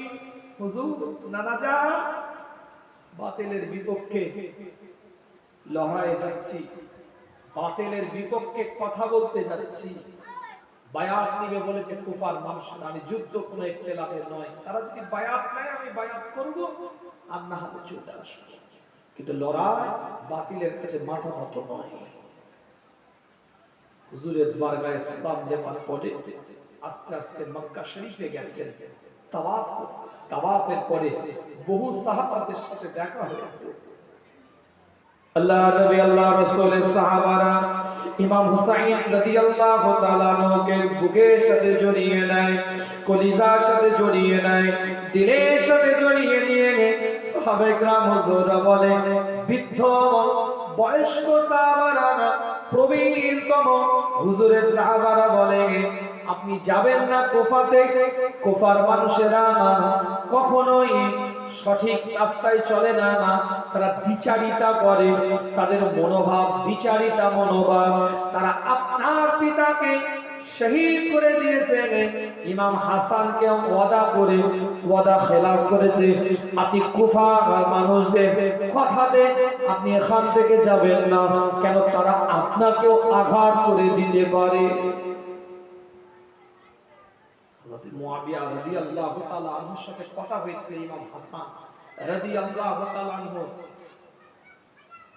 যে আমি 6 মাস রাজত্ব করলাম, ঠিক আছে আপনি সাম্রাজ্য পরিচালনা করেন, আপনি খেলাফতের শাসন নেন, আপনি বায়াত করেন, কিন্তু মনে রাখবেন আপনার পরে আমার ছোট্ট ভাই ইমাম হুসাইনকে আপনার খেলাফতের শাসনের দায়িত্বটা দিবেন, খলিফা। কিন্তু ইয়াজিদ এখানে মাথা মেরে বাপের পরে নিজে দায়িত্ব নিয়েছে। আল্লাহ নবী মুহাম্মদ রাসূলুল্লাহ সাল্লাল্লাহু আলাইহি ওয়াসাল্লামের কলিজার টুকরা মাহতাবের মধ্যে কাবা শরীফ তাওয়াফ করতে করতে, কাবা তাওয়াফের শেষে সাহাবারা যখন নিষেধ করছে, হুজুরের কলিজার টুকরাকে যখন নির্দেশ দিচ্ছে, অনুরোধ করছে, আল্লাহ নবী আল্লাহ রাসূলের কলিজার টুকরা ইমাম হুসাইন রাদিয়াল্লাহু তাআলা বলেন, ওই জায়গায় আমার ঈমান পড়ে আছে, ওই জায়গায় আমার দ্বীন পড়ে আছে, ওই জায়গায় আমার ইসলাম পড়ে আছে, ওই জায়গায় আমার নবীর তরিকা পড়ে আছে, সেটা যদি আমি চিন্তা না করতে পারি, সেটা যদি আমি সমাজের বুকে না তুলে রাখতে পারি, আমি যদি বাঁচাতে না পারি, তাদের দ্বারা দ্বীনের ক্ষতি, ইসলামের ক্ষতি, শরীয়তের ক্ষতি, রাজত্বের পরিচালনার ক্ষেত্রে আমার নানা জানে সুন্নাতগুলোকে নিয়ে তাছনাছ করছে তারা, তাদের প্রতিবাদে যদি আমি ইমাম হুসাইন যদি রুখে না দাঁড়াতে পারি, কাল কিয়ামতের ময়দানে নানা জানের সামনে কোন মুখটা নিয়ে আমি দাঁড়াবো? আমার দায়িত্ব, আমাকে যেতে হবে, আমার নানা জানের সুন্নাতকে জিন্দা করতে হবে। 72 জনকে নিয়ে টুকটুক করে এগিয়ে যাচ্ছে, রাস্তার মধ্যে খবর আসলো ইমাম মুসলিমকে আঘাত করে মার্ডার করে দিয়েছে। কে ইমাম মুসলিম, যাকে ইমাম হাসান হুসাইন রাদিয়াল্লাহু তাআলা আনহু খবর নেওয়ার জন্য পাঠিয়েছিলেন যে কুফার পরিবেশটা কেমন। সে তো চিঠি লিখে দিয়েছে যে ভালো পরিবেশ যখন চলে আসে। ওর মতো হোয়াটসঅ্যাপের যুগ নয় তো যে সেকেন্ডের মধ্যে আবার রিপ্লাই দিবে, না অবস্থা খারাপ আপনার আসার দরকার নেই, কথা বলা যায়। তখনও ছিল মেসেজ, কিন্তু মেসেজটা হোয়াটসঅ্যাপ, ইমো, ভাইবার, স্কাইপ নয়, মেসেঞ্জার নয়, তখন ছিল চিঠির মাধ্যমে একজন যেতেন, সে আবার খবর দিতেন, এইভাবে মেসেজ আদান প্রদান হতো। যখন লিখে দিয়েছেন তখন পরিবেশ ভালো ছিল, কিন্তু খবর আসতে আসতে তো ওখানে পরিবেশ বিগড়ে গেছে। আবার যখন চিঠি লিখে পাঠাচ্ছেন, কেউ একজন যে ইমাম মুসলিমকে আঘাত করে মার্ডার করে দিয়েছে, তারা মেরে দিয়েছে, তারা তখন খবরটা এসে গেছে, তখন রাস্তায় কুফার দিকে যাচ্ছে, কারবালার দিকে যাচ্ছে, রাস্তায় দামেস্কে যাবে, ইয়াজিদের সাথে মোলাকাত করবে, কুফাতে যাবে, কিতাবে যাবে। চিঠি দেখে সবাই ঘাবড়ে গেলেন।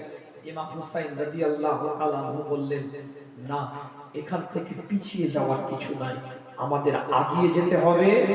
আমরা তো কোনো যুদ্ধ করতে যাচ্ছি না, তারা যদি বায়াত নাই বায়াত করব, আর নাহলে ফিরে আসবো, চলে আসবো। আল্লাহ নবী মুহাম্মদ রাসূলুল্লাহ সাল্লাল্লাহু আলাইহি ওয়াসাল্লামের নামাজে হুজুরের কলিজার টুকরা টুকটুক করে আগিয়ে যাচ্ছে। কারবালা নামক একটা জায়গায়, কারবালা নামক একটা প্রান্তরে, ওই স্থানটায় সীমানা ইয়াজিদ বাহিনী তাদেরকে আটকে দেয়।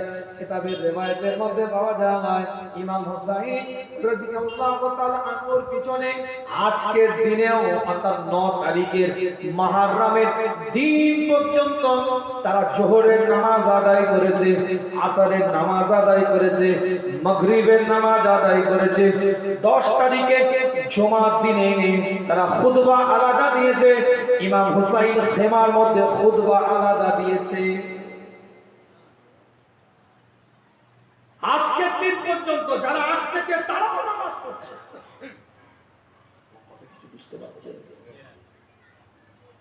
একই কাতারে দাঁড়িয়ে আছে ইমাম হুসাইন রাদিয়াল্লাহু তাআলা আনহুর ইমামতিতে। কিতাবের রিওয়ায়াতের মধ্যে পাওয়া যায় তারা যখন দীর্ঘদিন আটকে দিল, 3 দিন পর্যন্ত পানি পর্যন্ত নাই, ইমাম হুসাইন রাদিয়াল্লাহু তাআলা নদীকে লক্ষ্য করে হযরত যায়েনব আলাইহিস সালাতু ওয়াস সালাম কিতাবটা করে দেখেন, পরিষ্কার করে লেখা আছে আল্লাহ নবী আল্লাহর রাসূল আর একজন কলিজার টুকরি ইমাম হযরত ইমাম হুসাইন রাদিয়াল্লাহু তাআলা আনহুর বোন বলে, দীর্ঘদিন ধরে আমরা না খেয়ে আছি, একটু কি তারা পানি দিবে না? ইমাম হুসাইন বেরিয়ে পড়লেন, আস্তে আস্তে তাদের কাছে পৌঁছালেন, আওয়াজ দিয়ে বলতে থাকলেন, আমি ইমাম হুসাইন তোমাদের সাথে যুদ্ধ করতে আসি নাই, দেখো আমি তোমাদের নবীর খুন, আমি নবীর নামাজে, আমি তোমাদের রাসূলের কলিজার টুকরা, আমি ইমাম হুসাইন তোমাদের সাথে লড়াই করতে যুদ্ধ করতে আসি নাই। আমি একটা কথা বলি তোমাদেরকে, প্রস্তাব দিলাম, তুমি একটু প্রস্তাবগুলো মেনে নাও, এইভাবে আমাদেরকে কষ্ট দিও না। 3টে তোমাদের শর্ত দিলাম, আমাদেরকে না আটকিয়ে দামেস্ক পর্যন্ত আমাদেরকে নিয়ে চলো, আমরা দামেস্কে যেতে চাই, সেখানে ইয়াজিদের সাথে সরাসরি আমি ইমাম হুসাইন কথা বলবো, দেখা করব। দ্বিতীয় নাম্বার, তোমরা যদি আমাকে দামেস্কে না নিয়ে যাও, আমি ফিরে যেতে চাই, আমি চলে যাব মদিনাতুল মুনাওয়ারায়, আমি নিজেকে ফিরিয়ে নেব। আর তৃতীয় নাম্বার, যদি তোমরা আমাকে দামেস্কে ইয়াজিদের কাছেও না নিয়ে যাও কিংবা মদিনাতুল মুনাওয়ারায় যদি আমাকে ফিরে না যেতে দাও, তাহলে তৃতীয় কোন একটা জায়গায় আমাকে নিয়ে যাও, যেখানে কি আমি আশ্রয় নিতে পারি, কারবালাতে কষ্ট দিও না। কি বলছে বুঝতে পারছেন? ভাই ইয়াজিদের কাছে নিয়ে চলো দামেস্কে, নাই মদিনাতুল মুনাওয়ারায় ফিরে যেতে দাও, আর না হলে অন্য কোন জায়গায় নিয়ে চলো। কোন কথা নেই। তারা বলল যুদ্ধ করব, আমি তো যুদ্ধ করতে আসিনি, হয় না লড়াই করতে হবে। ইমাম হুসাইন রাদিয়াল্লাহু তাআলা আনহু বলছেন, বাতিলের কাছে মাথা নত করার শিক্ষা ইসলাম আমাদেরকে দেয় না। আল্লাহ নবী নবী মুহাম্মদ রাসূলুল্লাহ সাল্লাল্লাহু আলাইহি ওয়াসাল্লামের কলিজার টুকরা আলী আসগার হুজুরের কলিজার টুকরা ইমাম হুসাইনের 6 মাসের বাচ্চা দ্বিতীয় আর একটা চান্স নিলেন। যুদ্ধ না করে যদি ফয়সালা আনা যায়, আলী আসগারকে হাতে করে এভাবে উঁচু করে তুলে ওই ব্যক্তিদের দিকে লক্ষ্য করে, সীমাদের দিকে লক্ষ্য করে, উবাইদুল্লাহ ইবনে ইয়াজিদের দিকে, উবাইদুল্লাহ ইবনে জিয়াদের দিকে লক্ষ্য করে, ইয়াজিদ বাহিনীর দিকে তাকিয়ে সেই দিনে আমার রাসূলের কলিজার টুকরা বলেছিল, আমার সাথে তোমাদের দ্বন্দ্ব থাকতে পারে, মতনৈক্য থাকতে পারে, আমার কথার সাথে তোমাদের কথা নাও মিল থাকতে পারে, এই দেখো যে বাচ্চাটাকে আমি হাতে করে তুলে তোমাদের সামনে দেখাচ্ছি, এই বাচ্চাটা অন্য কেউ নয়, তোমাদের নবীর খুন, নবীর রক্ত, নবীর বিধান, আমার মাসুম বাচ্চা। দীর্ঘ 3 দিন এক ফোঁটা গালের মধ্যে পানি দিতে পারে নাই, এক ফোঁটা গালের মধ্যে খাবার যায় না, একটু যদি ফোরাত নদীটা পানি আমাদের জন্য ব্যবস্থা তোমরা করে দিতে। কিতাবের রিওয়ায়াতের মধ্যে পাওয়া যায়, আলী আসগারের চোখ দিয়ে পানির তোষা, আলী আসগার রোনাজালি করতে লাগে। কিতাবের রিওয়ায়াতের মধ্যে পাওয়া যায়, পরিষ্কার অক্ষরে লেখা আছে, একটা বিষাক্ত তীর এসে আলী আসগারের গলার মধ্যে লাগে। তারা তো দাবি মানলই না, উপরন্ত তীর দিয়ে ছোট্ট বাচ্চাটাকে আঘাত করলো, সঙ্গে সঙ্গে কান্না বন্ধ হয়ে যায়, হাতের মধ্যে রক্ত এসে যায়। আলী আসগারকে বুকের সাথে জড়িয়ে নিয়ে আল্লাহর নবী নবী মুহাম্মদুর রাসূলুল্লাহ সাল্লাল্লাহু আলাইহি ওয়াসাল্লামের কলিজার টুকরা ইমাম হুসাইন রাদিয়াল্লাহু তাআলা স্ত্রীর কাছে গিয়ে, উম্মে সালমার কাছে গিয়ে, যায়েনাবের কাছে গিয়ে বলে, আলী আসগার আর পানি বলে কাঁদবে না, তার নানা জানের কাছে গিয়ে হাউজে কাউসার পানি পান করবে।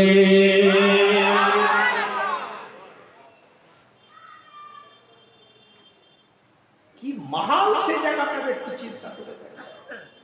6 মাসের বাচ্চা রক্তাক্ত, ইমাম হুসাইনের কলিজার মধ্যে এই জায়গায় বুকে লাগিয়ে রেখেছে। যায়েনাব বোন কাঁদছে, স্ত্রী কাঁদছে, বাচ্চারা কাঁদছে, মেয়েগুলো খাতুন কাঁদছে। ইমাম হুসাইন ওই অবস্থায় 6 মাসের বাচ্চাটাকে রক্ত মাখা শরীরের সাথে জড়িয়ে নিয়ে বলছে, আল্লাহ মাওলা পরওয়ারদিগার, তোমার হুসাইন এই পরীক্ষাতেও তোমার উপরে রাজি আছে। জোরে বল সুবহানাল্লাহ। আর একটু জোরে বলা যাবে না? কিতাবের রিওয়ায়াতের মধ্যে আসছে, আলী আসগারের বড় ভাই ইমাম হুসাইনের আরেকটা সন্তান আলী আকবর 18 বছরের তরতাজা খুন যুবক। ইমাম হুসাইন বলছে, যা আগিয়ে যা, লড়াই কর। লড়াই করতেছে, তার কিছু করার নেই, মাথা নত করা তো যাবে না। চাইনি আমরা লড়াই, তারা যখন চেয়েছে, মারতে যখন শুরু করেছে, আলী আকবর আগিয়ে যাচ্ছে। 18 বছরের তরতাজা যুবকটা 22,000 ইয়াজিদ বাহিনী, কোন কোন রিওয়ায়াত এসেছে আল বিদায়া ওয়ান নিহায়ার কথা বলছি, তারিখে খামিস খুলে দেখেন, একাধিক তথ্যভিত্তিক তারিখের কিতাবগুলো খুলে দেখেন। কেউ কেউ বলছেন 30,000 সৈন্য পাঠিয়েছিলেন, 72 জনকে আঘাত করেছিলেন। 30,000। আলী আকবরকে যখন পাঠিয়েছে, যে যাচ্ছে ফিরে আসছে, ইমাম হুসাইন আলী আকবরের 18 বছরের তরতাজা লাশ শহীদকে বুকের সাথে জড়িয়ে নিয়ে বলছে, আল্লাহ তোমার হুসাইন তোমার এই হালে তোমার উপরে রাজি হয়ে আছে। সুবহানাল্লাহ। ভাগনাকে পাঠিয়েছে, যা। যায়েনাবের সন্তান ভাগনাকে পাঠিয়েছে, যা, শহীদ হয়ে আসছে। ইমাম হাসান রাদিয়াল্লাহু তাআলা আনহু সন্তান কাসিম বিন হাসান রাদিয়াল্লাহু তাআলা তাকে পাঠিয়েছে ভাইপো কাসিম বিন হাসান। ইমাম হাসান রাদিয়াল্লাহু তাআলা আনহু সন্তান যাও। লাশ শহীদ হয়ে আসছে, ইমাম হুসাইন বুকে করে জড়িয়ে দিয়ে আসছে। আল্লাহ, তোমার হুসাইন তোমার এই হালে খুশি। ফজর থেকে নিয়ে জোহর পর্যন্ত 39 জন পুরুষ শহীদ হয়ে গেছে। একা হুসাইন, একা, কেউ নেই, কোন পুরুষ জীবিত নেই। ফজর থেকে নিয়ে জোহর পর্যন্ত, মানে সেদিন জুমার দিন ছিল যদিও বা, জুমা পর্যন্ত 39 জন পুরুষ শহীদ হয়ে গেছে। 40 জন পুরুষের মধ্যে একা ইমাম হুসাইন রাদিয়াল্লাহু তাআলা। খেমার মধ্যে এসেছে ছোট্ট মেয়ে, 7 থেকে 8 বছর বয়স, সাকিনা দৌড়ে দৌড়ে এসেছে, আব্বা আব্বা, ওকে জড়িয়েছে। কেউ নাই, যায়নাব দাঁড়িয়ে আছে কঠোর বুদ্ধি, এক তো রাসূলের কলিজার টুকরি ইমাম হুসাইন রাদিয়াল্লাহু তাআলা আনহুর বোন যায়নাবের কাছে এসে বলে, বোন একটু সাকিনাকে দেখো। সাকিনা, আমি হুসাইন ছাড়া ঘুমাই না, একটু দেখো। সাকিনাকে বুকে তুলে দিয়ে স্ত্রীর কাছে বিদায় নিয়ে আগিয়ে যাচ্ছে ইমাম হুসাইন রাদিয়াল্লাহু তাআলা আনহু। ইয়াজিদ বাহিনী উবাইদুল্লাহ ইবনে জিয়াদের নেতৃত্বে, শিমারের নেতৃত্বে, টুপি আছে, দাড়ি আছে, জুব্বা আছে, পাগড়ি আছে, আজকার আছে, আলখাল্লা আছে, নামাজ আছে, রোজা আছে, হজ আছে, যাকাত আছে, তাসবিহ আছে, জিকির আছে, ফিকির আছে, মুরাকাবা আছে, মুশাহিদা আছে, তাজকিয়ায়ে নাফস আছে, সব আছে ইয়াজিদ বাহিনীর মধ্যে, সব আছে উবাইদুল্লাহ ইবনে জিয়াদের নেতৃত্বে 22,000 সৈন্যের মধ্যে, সব আছে শিমারের নেতৃত্বে 30,000 সৈন্যের মধ্যে। কিন্তু আহলে বাইতের মুহাব্বত নেই, মুস্তাফা কলিজার টুকরাদের প্রতি মুহাব্বত নেই। খোদার কসম বলছি, তাদের ঈমানও নাই, ঈমানও নাই, ঈমানও নাই। সুবহানাল্লাহ। বুঝতে পারছেন? সব আছে, সিজদা আছে, রুকু আছে, তাসবিহ আছে, জিকির আছে, সব আছে। মুস্তাফা আহলের প্রতি, আহলে বাইতের প্রতি মুহাব্বত নাই, ঈমান নাই। টুপি ছাড়া ঘুরছিল না, হ্যাঁ? দাড়ি কেটে ঘুরছিল নাকি, হ্যাঁ?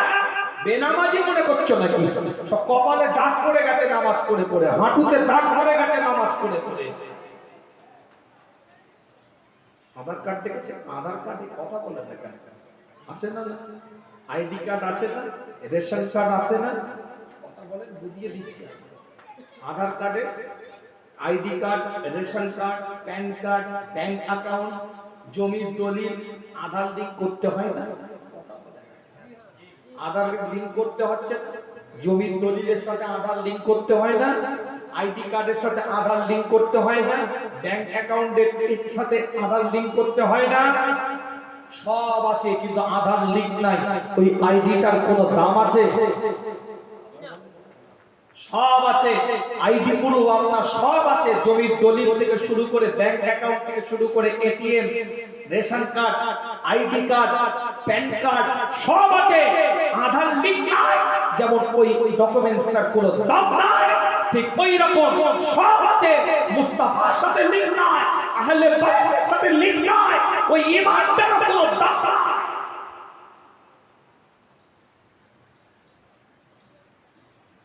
বুঝতে পারছি? জোম্যাটো, সুইগির মতন কলকাতায় দেখবেন রাত 2:30টার সময় খাবার বাড়ি পর্যন্ত পৌঁছে দিয়ে যাচ্ছে। হোম ডেলিভারি দেখেন, কথা বলেন না, বাড়িতে এসে পৌঁছে দিয়ে যাচ্ছে না? অনলাইন মার্কেটিং সফটওয়্যার আছে, বাড়ির মেয়েরা করে দেখেন, কলিং বেল টিপছে, রোজ দেখবে বড় বড় ব্যাগ নিয়ে ঘুমভাঙ করছে এলাকা, স্বামীগুলো অস্থিরে আছে। মার্কেটে না নিয়ে গেলে কি হবে? ঘরে শুয়ে শুয়ে তো ঘর পর্যন্ত বয়ে দিয়ে দিবে। অ্যামাজন, ফ্লিপকার্ট, সব লোক ঘুরে বেড়ায়, দেখেন হোম ডেলিভারি ঘর পর্যন্ত পৌঁছে দিয়ে যাচ্ছে। এই কথা বুঝেন, আপনার ঈমান, দ্বীন, ইসলাম, শরিয়াত, টুপি, দাড়ি, জুব্বা, পাগড়ি, আজকান, কোরআন, হাদিস, দলিল, আদিল্লাহ, এগুলো হোম ডেলিভারির মতন কেউ বাড়িতে পৌঁছে দিয়ে যায় না, এক একটা স্টেপে এক একটা জায়গায় সাহাবাদের রক্তের ফোঁটা জড়িয়ে আছে। অনেকে ভাবতে পারেন যে ইমাম হুসাইন কেন গেল না, হয়তো ইয়াজিদ ওখানে আছে, যা করছে করতে। জবাব দিয়েছে ইমাম হুসাইন রাদিয়াল্লাহু তাআলা আনহু, ওটাই তো বলেছে আজ যদি আমি বাতিলের কাছে যদি মাথা নত করে নিই, বাতিলটাকে যদি স্বীকারোক্তি দিয়ে বসে যায়, পৃথিবীর মানুষ পশ্চিমকালেও কোন সময় আর কোন অত্যাচারিত শাসকের করি মাজলুম যারা, তারা কোনদিন যারা অত্যাচার করছে তাদের বিপক্ষে কথা বলবে না। জীবনে নীতিমালা তৈরি করে, উসুল তৈরি করে, এলাকায় গ্রামে পাড়ায় মহল্লায় ক্ষমতা পাওয়া আধিপত্য স্ট্যাটাস লোকবল জনবল দেখিয়ে যারা প্রেসার ক্রিয়েট করছে প্রতিবাদ করে, একা করে একা বাতিলের কাছে মাথা নত করতে ইসলাম শেখায় নাই। কথা কিছু বুঝতে পারছেন না? বুঝতে পারেন একা দাঁড়িয়ে না তুমি এটা ভুল করছো এটা বলুন, আপনি মানুষ চাই না মানুষ বর্ষত স্বীকার করার দিন ইসলাম নয়। জানছেন অপরাধ করছে, কি করবি এখন এই যুগ, এই কত বলে না রাস্তা দিয়ে ছেলে মেয়ের হাত ধরে ঘুরে বেড়াচ্ছে, কি করবি এই যুগ বলে কাটিয়ে দিচ্ছে। কথা ঠিক না? 10 বছর রিলেশনশিপে আছে, বাপও জানে মাও জানে, 10 বছর পরে ফুরুত হয়ে গেল, ইনি ওইদিকে উনি ওইদিকে, সবাই জানে। 10 বছর জেনার গোনা করলো, বাপ মা দুজনেই নামাজি, পরেশগার শবে বরাত মিরাজে রোজা রাখে, প্রতিবাদ করে। কথা ঠিক হচ্ছে না, কবরে গেলে থেতো করে দেবে। নাহকের বিপক্ষে কথা বলতে হবে, হকের উপরে দাঁড়িয়ে প্রতিবাদের কণ্ঠ তৈরি করতে হবে, তবে ঈমানদার, তবে মুত্তাকি, তবে মুসলমান যে হোক না কেন। আপনি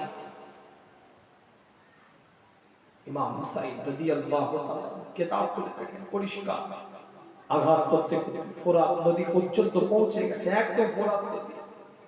হাতের মধ্যে পানিটাকে তুলে নিয়েছে, পানি যখন হাতের মধ্যে উঠেছে, নিজে পিপাসিত, 3 দিন পিপাসিত অবস্থায় ইমাম হুসাইন রাদিয়াল্লাহু তাআলা হাতের মধ্যে পানিটা তুলে নিয়ে চিন্তা করছে, আমার ছোট্ট আলী আসগার একটু আগে পানির জন্য মারা গেছে, শহীদ হয়ে গেছে, না আমি পান করতে পারি না, ছেড়ে দিয়েছে।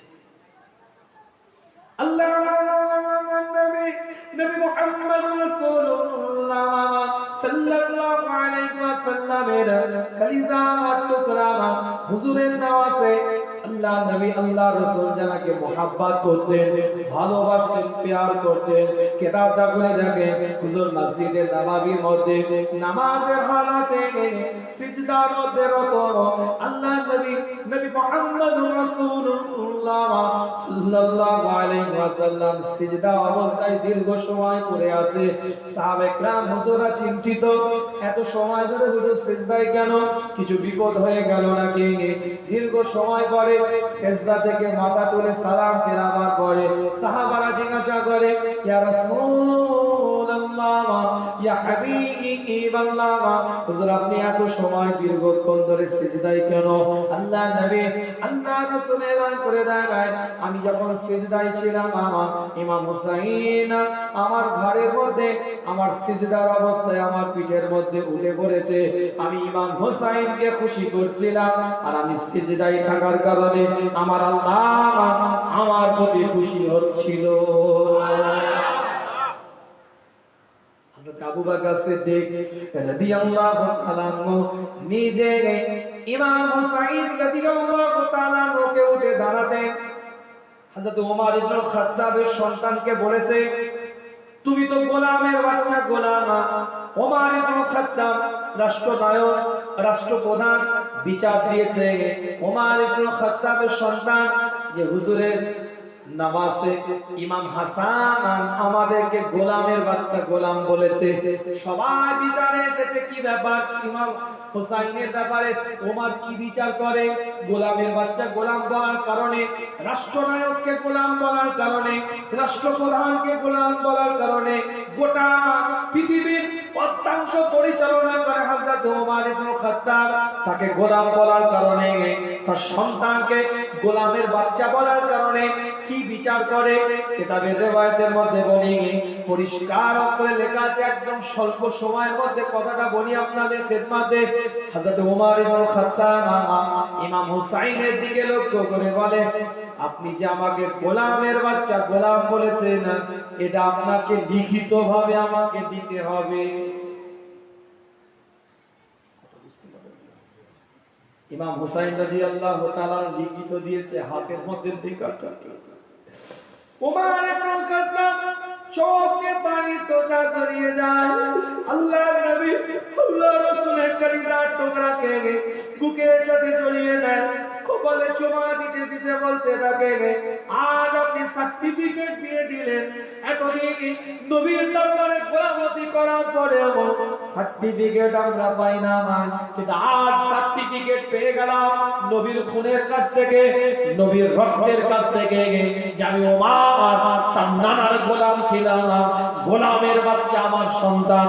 এই সার্টিফিকেটটা নিয়ে কাল কিয়ামতের ময়দানে আল্লাহর কাছে আমি ওমর ইবনে খাত্তাব বলবো, আল্লাহ আপনার নবীর গোলাম হিসাবে তারির নামাজে আমাকে সার্টিফিকেট দিয়ে দিয়েছে।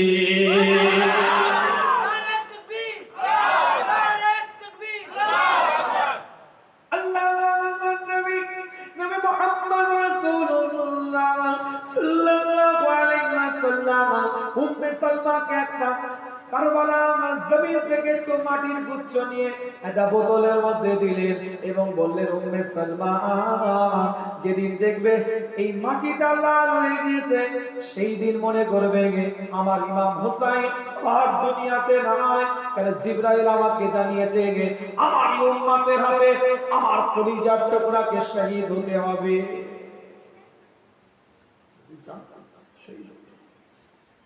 কিতাবের রিওয়ায়াতের মধ্যে পাওয়া যায় 122টা তীরের আঘাত লাগে ইমাম হুসাইনের শরীর মোবারকের মধ্যে, 134টা তলোয়ারের আঘাত লাগে হুজুরের নামাজে কলিজার টুকরা ইমাম হুসাইন রাদিয়াল্লাহু তাআলা আনহু শরীর মোবারক ক্লান্ত অবস্থায় 3 দিন এক ফোঁটা গালের মধ্যে পানি নেয় না, এই অবস্থায় ক্লান্ত অবস্থায় ইমাম হুসাইন রাদিয়াল্লাহু তাআলা এত আঘাত প্রবণ, এত কষ্ট পাওয়ার পরে সিজদার মধ্যে লুটিয়ে পড়েছে। কিতাবের রিওয়ায়াতের মধ্যে পাওয়া যায় সেই দিনে ইমাম হুসাইন সিজদারত অবস্থায় 134টা তলোয়ারের আঘাত লাগার ফলে, 122টা তীরের আঘাত লাগার পরেও ইমাম হুসাইন রাদিয়াল্লাহু তাআলা সিজদা থেকে সিজদার মধ্যে মাথা নত করে আল্লাহর কাছে বলতে থাকে, আল্লাহ তোমার দ্বীনকে জিন্দা করার জন্য,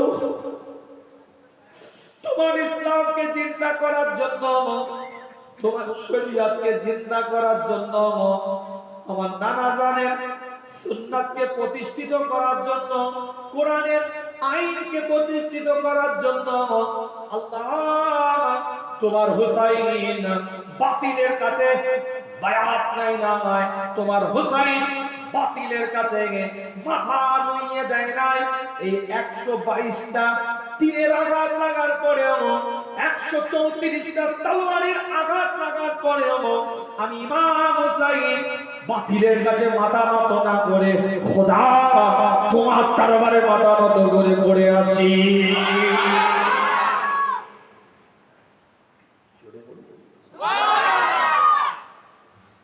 বাতিলের কাছে মাথা নত করিনি আল্লাহ, তোমার দরবারে মাথা নত করে পড়ে আছি। দেখো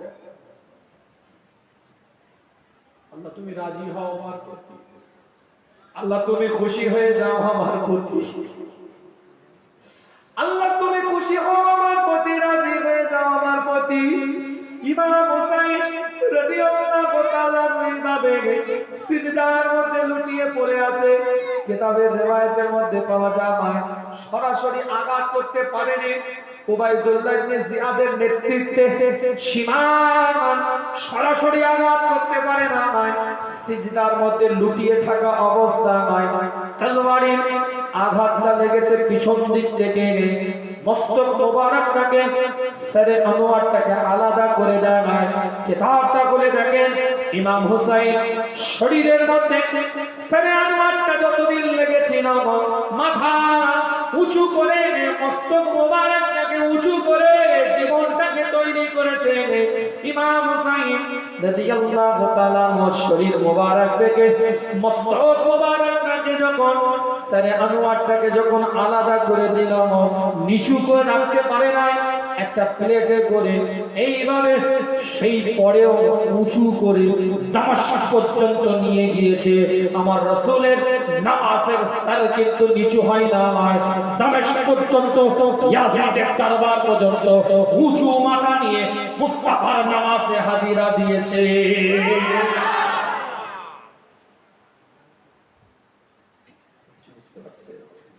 সর মোবারকটা আলাদা তো, কিন্তু যখন নিয়ে যাচ্ছে কিরকম করে নিয়ে যাবে, সরে আনোয়ারটাকে কবে নিয়ে যাচ্ছে কথা বলে না কেন হুজুরে? নামাজে কলিজা টুকরা সরে আনোয়ারটাকে মস্তক মোবারকটাকে এইভাবে নিয়ে যাচ্ছে, কিতাবের riwayat এসেছে খানচার মধ্যে রেখে। তাহলে দুনিয়ায় বেঁচে থাকা অবস্থায় মাথা মতো করে না, দুনিয়া থেকে চলে গিয়ে শহীদ হয়ে ধর আলাদা, সরে আনোয়ার আলাদা, মস্তক মোবারক আলাদা, মাথা কিন্তু নিচুতে নয়। আমার আল্লাহ মাথা কিন্তু উঁচুতে রেখে ইয়াজিদের কাছে আমার আল্লাহ মাথা উঁচু করে ইমাম হুসাইন জোরে বলবেন না সুবহানাল্লাহ। তাই শায়ের বলছে ইসলাম জিন্দা होता है हर करबला के बाद ना ইসলাম মিটে না, মিটানো চাই না, যারা মিটাতে এসেছে তারা মিটে গেছে। মিটেছে না মিটেনি এ কথা বলে, মিটেছে না মিটেনি। গোটা পৃথিবীতে একটা ইয়াজিদের সন্তান দেখিয়ে দেন যে ইয়াজিদের সন্তান ঘুরে বেড়াচ্ছে, দেখিয়ে দেন। কথা কিছু বুঝতে পারছেন? উবাইদুল্লাহ ইবনে জিয়াদের সন্তান ঘুরে বেড়াচ্ছে, দেখিয়ে দেন যে আমি উবাইদুল্লাহ ইবনে জিয়াদের সন্তান। কেন জিতে যেত তারা? কারবালায় হারে যেত, জিতে যেত, জয়ী কারা তাদের তো সম্মান বেশি হবে। ইয়াজিদ জিতেছে, ইয়াজিদ জিতেছে, সীমান জিতেছে, উবাইদুল্লাহ ইবনে জিয়াদ জিতেছে। তার সন্তানদের গর্ব করা দরকার। আমি ইয়াজিদের সন্তান, বলুক দেখি কে আছে, ঢিল মেরে মেরে ফেলবে। কথা কিছু বুঝতে পারছেন না? বুঝতে হবে, ঢিল মেরে মেরে ফেলবে। এখনো পর্যন্ত পৃথিবীর বুকে হাজার হাজার আলেম, মাওলানা, হাফেজ, ইমাম, মুফতি এমন আছে যার নসল তাকিয়ে ইমাম হুসাইন পর্যন্ত লেগেছে, যার নসল তাকিয়ে ইমাম হাসান পর্যন্ত লেগেছে, যার নসল তাকিয়ে মুস্তাফা পর্যন্ত লেগেছে। তাই আজ পর্যন্ত তাদেরকে আওলাদে রাসূল বলা হয়। তাদের পায়ের জুতো ধুলোটা মানুষ মাথায় নিয়ে ঘুরে বেড়ায়। ঠিক বলছি না? আল্লাহ পাক কবুল করেন, সকলে বলেন আমিন। তো জোরে বলা যাবে না আমিন? চিৎকার দিয়ে বলা যাবে না আমিন? বিদায় দেব, আলোচনা বাড়াবো না, অনেকটাই আলোচনা অতিরিক্ত হয়ে গেছে। কেন আমি সময় দিয়েছিলাম এখানে 9:30 থেকে 11টা পর্যন্ত, একদম কথা নিয়ে, যেহেতু একটু আমি অবশ্য লেটে আসিনি, এসে গেছিলাম, ভাইরা আবার ওখানে নিয়ে গেল, একটু কথা বলে দিলাম। তাই আর বাড়াবো না। জীবনের নীতিমালা তৈরি করেন, মুহররমের গুরুত্ব ফজিলতের সাথে সাথে এটাও বুঝিয়ে দিলাম আপনাদেরকে আমাদের দায়িত্ব কি, কর্তব্য কি, নতুন বছরটা কেমন ভাবে জীবন তৈরি করতে হবে, নতুন মাসগুলোকে কাজে লাগান। আল্লাহ আমাদের সকলকে কবুল করেন, সকলে বলেন আমিন। জোরে বলা যাবে না আমিন? চিৎকার দিয়ে বলা যাবে না আমিন?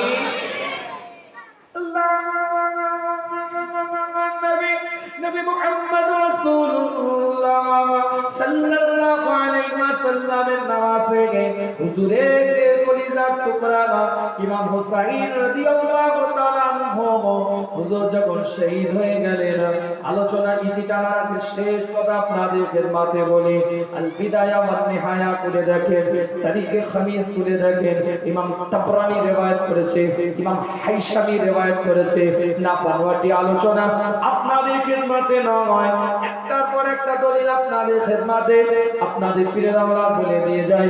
কিতাবটা পড়ে দেখেন, পরিষ্কার অক্ষরে লেখা আছে আল্লাহ নবী মুহাম্মদুর রাসূলুল্লাহ সাল্লাল্লাহু আলাইহি ওয়াসাল্লামের কলিজার টুকরা ইমাম হুসাইন রাদিয়াল্লাহু তাআলা যেদিনে শহীদ হয়, এমনকি বাইতুল মুকাদ্দাস পর্যন্ত যত ঢাকা জায়গাগুলো ছিল সেই জায়গাগুলো যখন উন্মুক্ত করা হয়েছে, ঢাকা পাত্রকে যখন উন্মুক্ত করা হয়েছে, একটা পাথরকে যখন স্থানান্তর করা হয়েছে, যত জায়গায় এই রকম কাজ করা হয়েছে সমস্ত জায়গায় পাথরের তলা থেকে ঢাকা পাত্রের ভিতর থেকে রক্ত দেখা গিয়েছে, রক্ত দেখা গিয়েছে।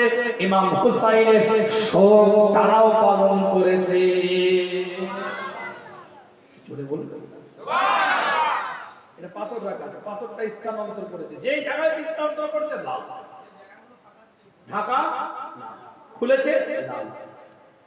আল্লাহ পাক কবুল করুন, সকলে বলেন আমিন।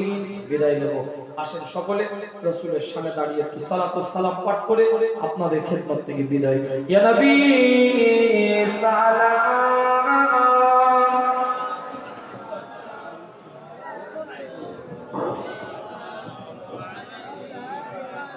ইয়া হাবিব সালাম,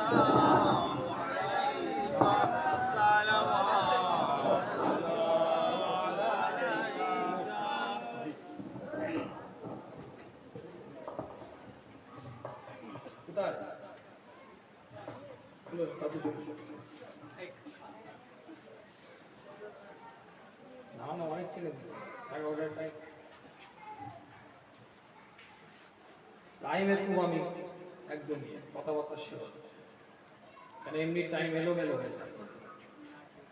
কথা বুঝতে হয়েছে, এসেছি তাই তকদিরে হাত দুটো জলসা টেনে নিয়ে এসে 9:30টায় করা চারটিখানি বিষয় নাকি? 3 দিন আগে তো বলেছে, কি কথা ভুল বলছি? না, সবাই তো জানবে না, কথা বলে না, সবাই জানবে বিষয়টা কি হয়ে আছে। আল্লাহ পাক কবুল করুন, সকলে বলেন আমিন। জোরে বলা যাবে আমিন, চিৎকার দিয়ে বলা যাবে আমিন। আমার কথায় রাগ করলেন, কষ্ট পেলেন, ব্যথা পেলেন?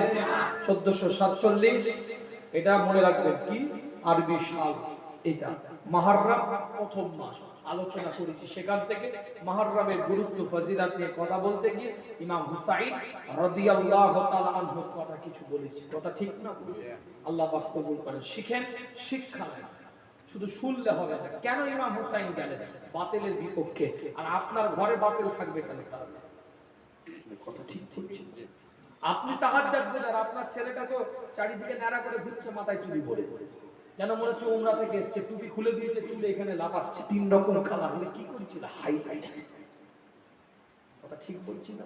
ইহুদিদের কাটিং, ইহুদিদের কাটিং, প্রতিবাদ করলে না? কথা কিছু বুঝতে পারছেন? আল্লাহ নবী মক্কি জীবনে ব্যাগ বিরাজ করতেন, মাদানী জীবন হিজরতের পরে হুজুর গিয়ে দেখছে ইহুদিরা পিছনের দিকে চুলটাকে আঁচড়িয়ে রেখেছে। আল্লাহ নবী মাঝখানে সিটি করে দুদিকে চুল রাখতে আরম্ভ করলেন। কেন? আঁচড়াবার ক্ষেত্রে যেন ইহুদিদের তাসাব্বুহ না হয়। 3 ঘন্টা দাঁড় করিয়ে ঈদের দিনে চাঁদ রাত্রিরে ওই রকম ছাট করে নিয়ে এসেছো, লজ্জা লাগে না? তোর হায়া নেই, তোর শরম নেই? যে বাড়ি যে পরিবারের সন্তানের মাথায় ওই রকম চুল থাকবে, ওই পরিবারে গোটা ফুরফুরা শরীরের পীর সাহেবকে তালা বন্ধ করে 6 মাস ধরে দোয়া চাওয়ালে আল্লাহর রহমত বসে। ফতোয়া দিয়ে গেলাম, যা তোর কত বড় মুক্তি আছে আমার সামনে বসা। আমি খুব ডেঞ্জার কথা বলি, আজকে তো বললাম না, আজকে পরিবেশ অন্য। কথা কিছু বুঝতে পারছেন? আল্লাহ পাক কবুল করেন। পরিবর্তন হন, ওয়াজ শুনলে হবে না। আমি নিজেও বলছি পরিবর্তন হতে হবে, আমরা শুনছি আমাদের পরিবর্তন। আল্লাহ আমাদের সকলকে সহি বুঝদান করেন, সকলে বলেন আমিন। সিলসিলার আদর্শের উপরে মজবুত হন, কোরআন সুন্নাহ ফাকি মাসালা কেন্দ্রিক মুজাদ্দিদে জামান যে মতপথ দিয়ে গেছে এটার উপরে মজবুতি আনে। কোন দলমতের আমরা বিরুদ্ধে নয়, প্রত্যেকটা হক দলমতের পক্ষে আমাদের কথা থাকবে। আমরা একটা মাসলাক মানি, একটা নীতি মানি, একটা উসুল মানি, একজনকে আকাবির মানি, উলিল আমল মানি, আমাকে মানতে দিন। ওটা ঠিক না, ফতোয়া দিয়ে সমাজ নষ্ট করবেন না। আপনাকে কাউকে ভালো লাগলে আপনি কাউকে নিয়ে চলুন, আমাকে কাউকে ভালো লাগে আমি সেই নীতি আদর্শ নিয়ে চলছি। কোরআন সুন্নাহ ফাকি মাসালা কেন্দ্রিক আমাদের ইউনিটির দরকার, একতার দরকার, ঐক্যবদ্ধের দরকার। দলাদলি করে যদি মাসলা নিয়ে নিজেদের মধ্যে বিভাজন করার সুযোগ আর নেই। দেয়ালে পিঠটা ঠেকে গেছে, এবার চাপকে সোজা করে ফেলবে। গোদা বাংলার কথা বলে দিলাম, সব জায়গায় ফতোয়াবাজি করুন, খালি ছুটি কেতাব দিয়ে পড়ে পড়ে তো বড় বড় মুফতি হয়, খালি ফতোয়াবাজি করছে। কথা ঠিক না? ঘরে ঘরে ফোন চলছে, কই ফতোয়া দাও নিতে, কিন্তু কপা কপ করে যে খেচ্ছ, গোশ ছিঁড়ে হাড় জড়ো করে ফেলেছে। কথা বলে না কেন? ঘরে ঘরে পরকিয়া চলছে, দু ছেলের মা তিন ছেলের বাপের হাত ধরে নিয়ে চলে যাচ্ছে, কই ফতোয়া দিওনি তো। আপনি একটা ভাই রাস্তার ধারে গোসল করছে, কই পুলিশ সেখানে ফতোয়া দেয়। কথা ঠিক বলছি না? কিছু জুজি ফুরিয়াত মাসলা আমরা পালন করি, ফতোয়া সব ওই জায়গায়। কথা ঠিক বলছি না? আপনার ভালো লাগে না, আপনি পালন করবেন না। কাউকে ভালো লাগে, তার কাছে দলিল আছে, সে আকাবিদ মেনে পালন করছে, তাকে করতে দিন। সমাজ নষ্ট করছেন কেন?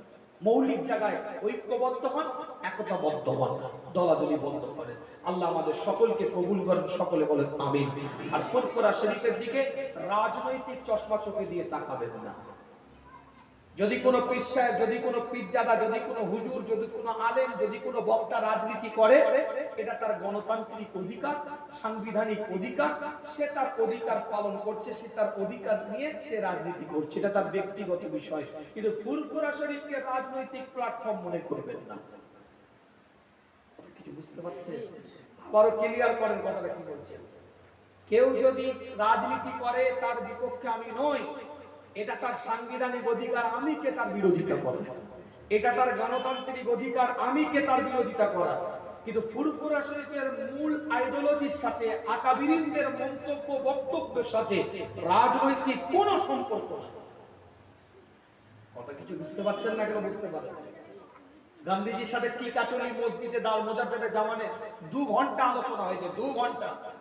গান্ধীজিও বেরিয়েছে, ব্রিটিশ পিরিয়ডের কথা বলছি, গান্ধীজিও বেরিয়েছে, মুজাদ্দেদে জামানও বেরিয়েছেন।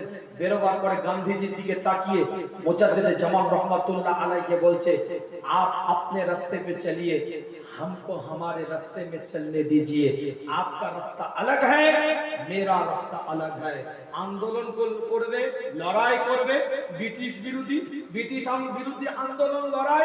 গান্ধীজি আর মুজাদ্দেদে জামান এক জায়গায় বসে আলোচনা করলেন, কিন্তু বেরিয়ে এসে কি বলছে, आप अपने रास्ते पे चलिए, মানে আপনার রাস্তা রাজনীতি পলিটিক্সের রাস্তা, আপনি আপনার রাস্তায় চলুন, এটা বিরোধী নয়। हमको हमारे रास्ते में चलने दीजिए, আমাকে আমার রাস্তায় চলতে দিন, আমার তরিকাতের রাস্তা, সুফিজমের রাস্তা, মুরাকাবার রাস্তা, মুশাহিদার রাস্তা, পীর মুরিদির রাস্তা। आपका रास्ता अलग है, मेरा रास्ता अलग है। আপনার যাওয়ার রাস্তা পথ আলাদা, আমার রাস্তা আলাদা, কিন্তু আন্দোলন একটাই, নাগরিক হিসাবে ব্রিটিশ বিরোধী আন্দোলন। কথা কিছু বুঝতে পারছেন না? বুঝতে পারেন? কেউ রাজনীতি করলে এটা তার ব্যক্তিগত বিষয়। আবার ক্লিয়ার করে, মুজাদ্দেদে জামানের মূল আইডিওলজির সাথে কোন রাজনৈতিক কোন সম্পর্ক নাই। যদি কোনো পীরজাদা, যদি কোনো পীর সাহেব রাজনীতি করে, সেটা তার ব্যক্তিগত ঐচ্ছিক বিষয়। আল্লাহ আমাদের সকলকে কবুল করেন, সকলে বলেন আমিন। মৌলিক সিলসিলার মতপথ উসুলের সাথে রাজনৈতিক কোনো সম্পর্ক নাই। কথা বুঝতে পারছেন? এই কথা ক্লিয়ার হলো না ক্লিয়ার হয়নি? কারো বিপক্ষে বলে মনে হচ্ছে নাকি আমাকে? কারো পক্ষে বলে মনে হচ্ছে নাকি? সিলসিলাকে নিয়ে ছিনিমিনি খেলতে দেব না, সিলসিলার আদর্শ উসুলকে নিয়ে ছিনিমিনি খেলতে দেব না। এখনো মুরব্বী চাচাজিরা বেঁচে আছে, কিভাবে কষ্ট করে মেহনত করে সিলসিলার আদর্শ নীতিমালা উসুলকে তারা জিন্দা করে গেছেন। আজ ক্ষমতা পাওয়ার আধিপত্য স্ট্যাটাস দেখে ছেলে খেলা করবে, না না আমি পারব না। তাকবীর দেন, নারায়ে তাকবীর, নারায়ে তাকবীর। আওলাদে মুজাদ্দেদে জামান, আওলাদে মুজাদ্দেদে জামান, পীরজাদা আলহাজ হযরত মাওলানা মুশফিকুল সিদ্দিকী ভাইজান, জনাব পীরজাদা আলহাজ হযরত মাওলানা মোহাম্মদ মুশফিকুল সিদ্দিকী ভাইজান, নারায়ে তাকবীর। নীতি বুঝেন, উসুল বুঝেন, হই হই তামাশা করার আগে ভাবুন, বুঝুন। কথা বুঝতে পেরেছেন? মুজাদ্দিদে জামান তিনি তার ওসিয়াতের মধ্যে বলছে, আমি বিভিন্ন পীর মাশায়েখ ওলি আউলিয়া দরবেশ কুতুব আবদালদের দরবারে গিয়েছি, যাওয়ার পরে দেখি হাক্কানি পীর মাশায়েখরা মারা যাওয়ার পরে তাহাদের অযোগ্য পুত্ররা তাহাদের গদিতে বসিয়া পীর মুরিদি করিতে থাকে, হাক্কানি পীর মাশায়েখের কাছে যাইতে দেয় না।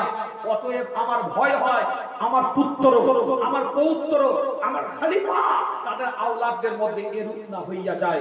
যাদেরকে শরিয়াত মোতাবেক পাবে তাদের কাছে যাবেন, যাদেরকে শরিয়াত মোতাবেক পাবেন না তাদের থেকে দূরে থাকবেন। আপনাকে জানতে হবে কে শরিয়াত মোতাবেক আছে, কে শরিয়াত মোতাবেক নেই। মুজাদ্দিদে জামান একজন ছিলেন, তার 5টা আওলাদ ছিল, 5 জনের আমার বাচ্চা ছাড়া 32 জন।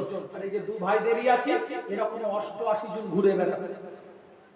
এবার শালা বোনাই, ভাইরা ভাই, খালাতো ভাইয়ের বোনাই, ও শ্বশুরের বোনাইয়ের আব্বাজানের নানা, এরকম তো অনেক সেজে ইসলাম লাগিয়ে ঘুরছে। ওগুলোকে খরচার খাতায় রাখলাম, ধরলাম না। 22 সিদ্দিকী, 32 সিদ্দিকী, 33 সিদ্দিকী, এরা অনেক ঘুরছে, ওগুলোকে খরচার খাতায় রাখলাম। একদম ডাইরেক্ট বলছি, মুজাদ্দিদে জামান একজন, তার 5 জন, 32 জনের 88 জন। এই 88 জনের বক্তব্য এক হবে না। ইন্টারনেট, ইউটিউব, সোশ্যাল মিডিয়াতে এটা তো দেখতে পাচ্ছ, 88 জনের মন্তব্য এক হবে না, কমেন্ট এক হবে না। বিভিন্ন জন বিভিন্ন রকম কথা বলবে, কিন্তু কোনটা সঠিক যাচাই করার দায়িত্ব আপনাদের। সবারই করে তিরিং করে লাগালে হবে না। দাদা হুজুরের আওলাদ তো কি যে চাটতে হবে নাকি? তুমি শরিয়াত বিরোধী কথা বলবে, তোমাকে মাথায় তুলে নিয়ে নাচবো নাকি আমি? শরিয়াত বিরোধী কথা বলো, বুকের সাথে জড়িয়ে নিয়ে তোমাকে ঘুরবো, তোমার বাপ দাদাকে যেমন নিয়ে ঘুরেছি। কথা ঠিক বললাম না? কথা ঠিক বললাম না? বল, একমত না দ্বিমত?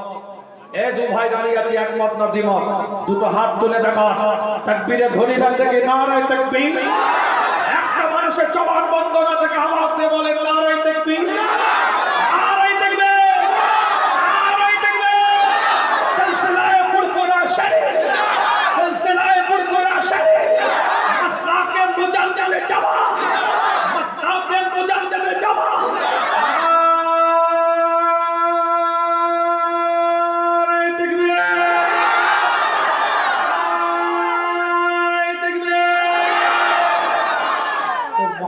সাথে আদবের সাথে সালাতুস সালাম, ইয়া নবী সালাম, ইয়া হাবিব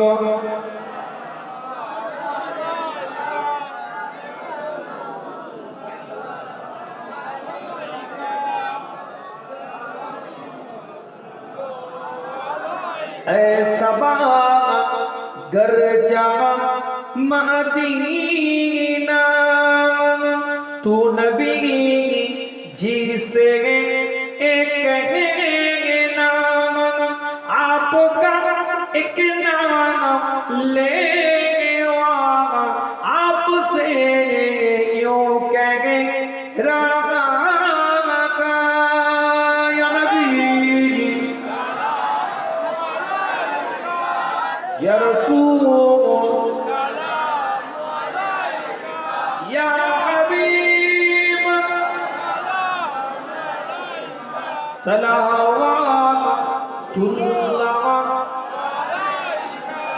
সকলে তাকবীর দেন, আরেকবার নারায়ে তাকবীর।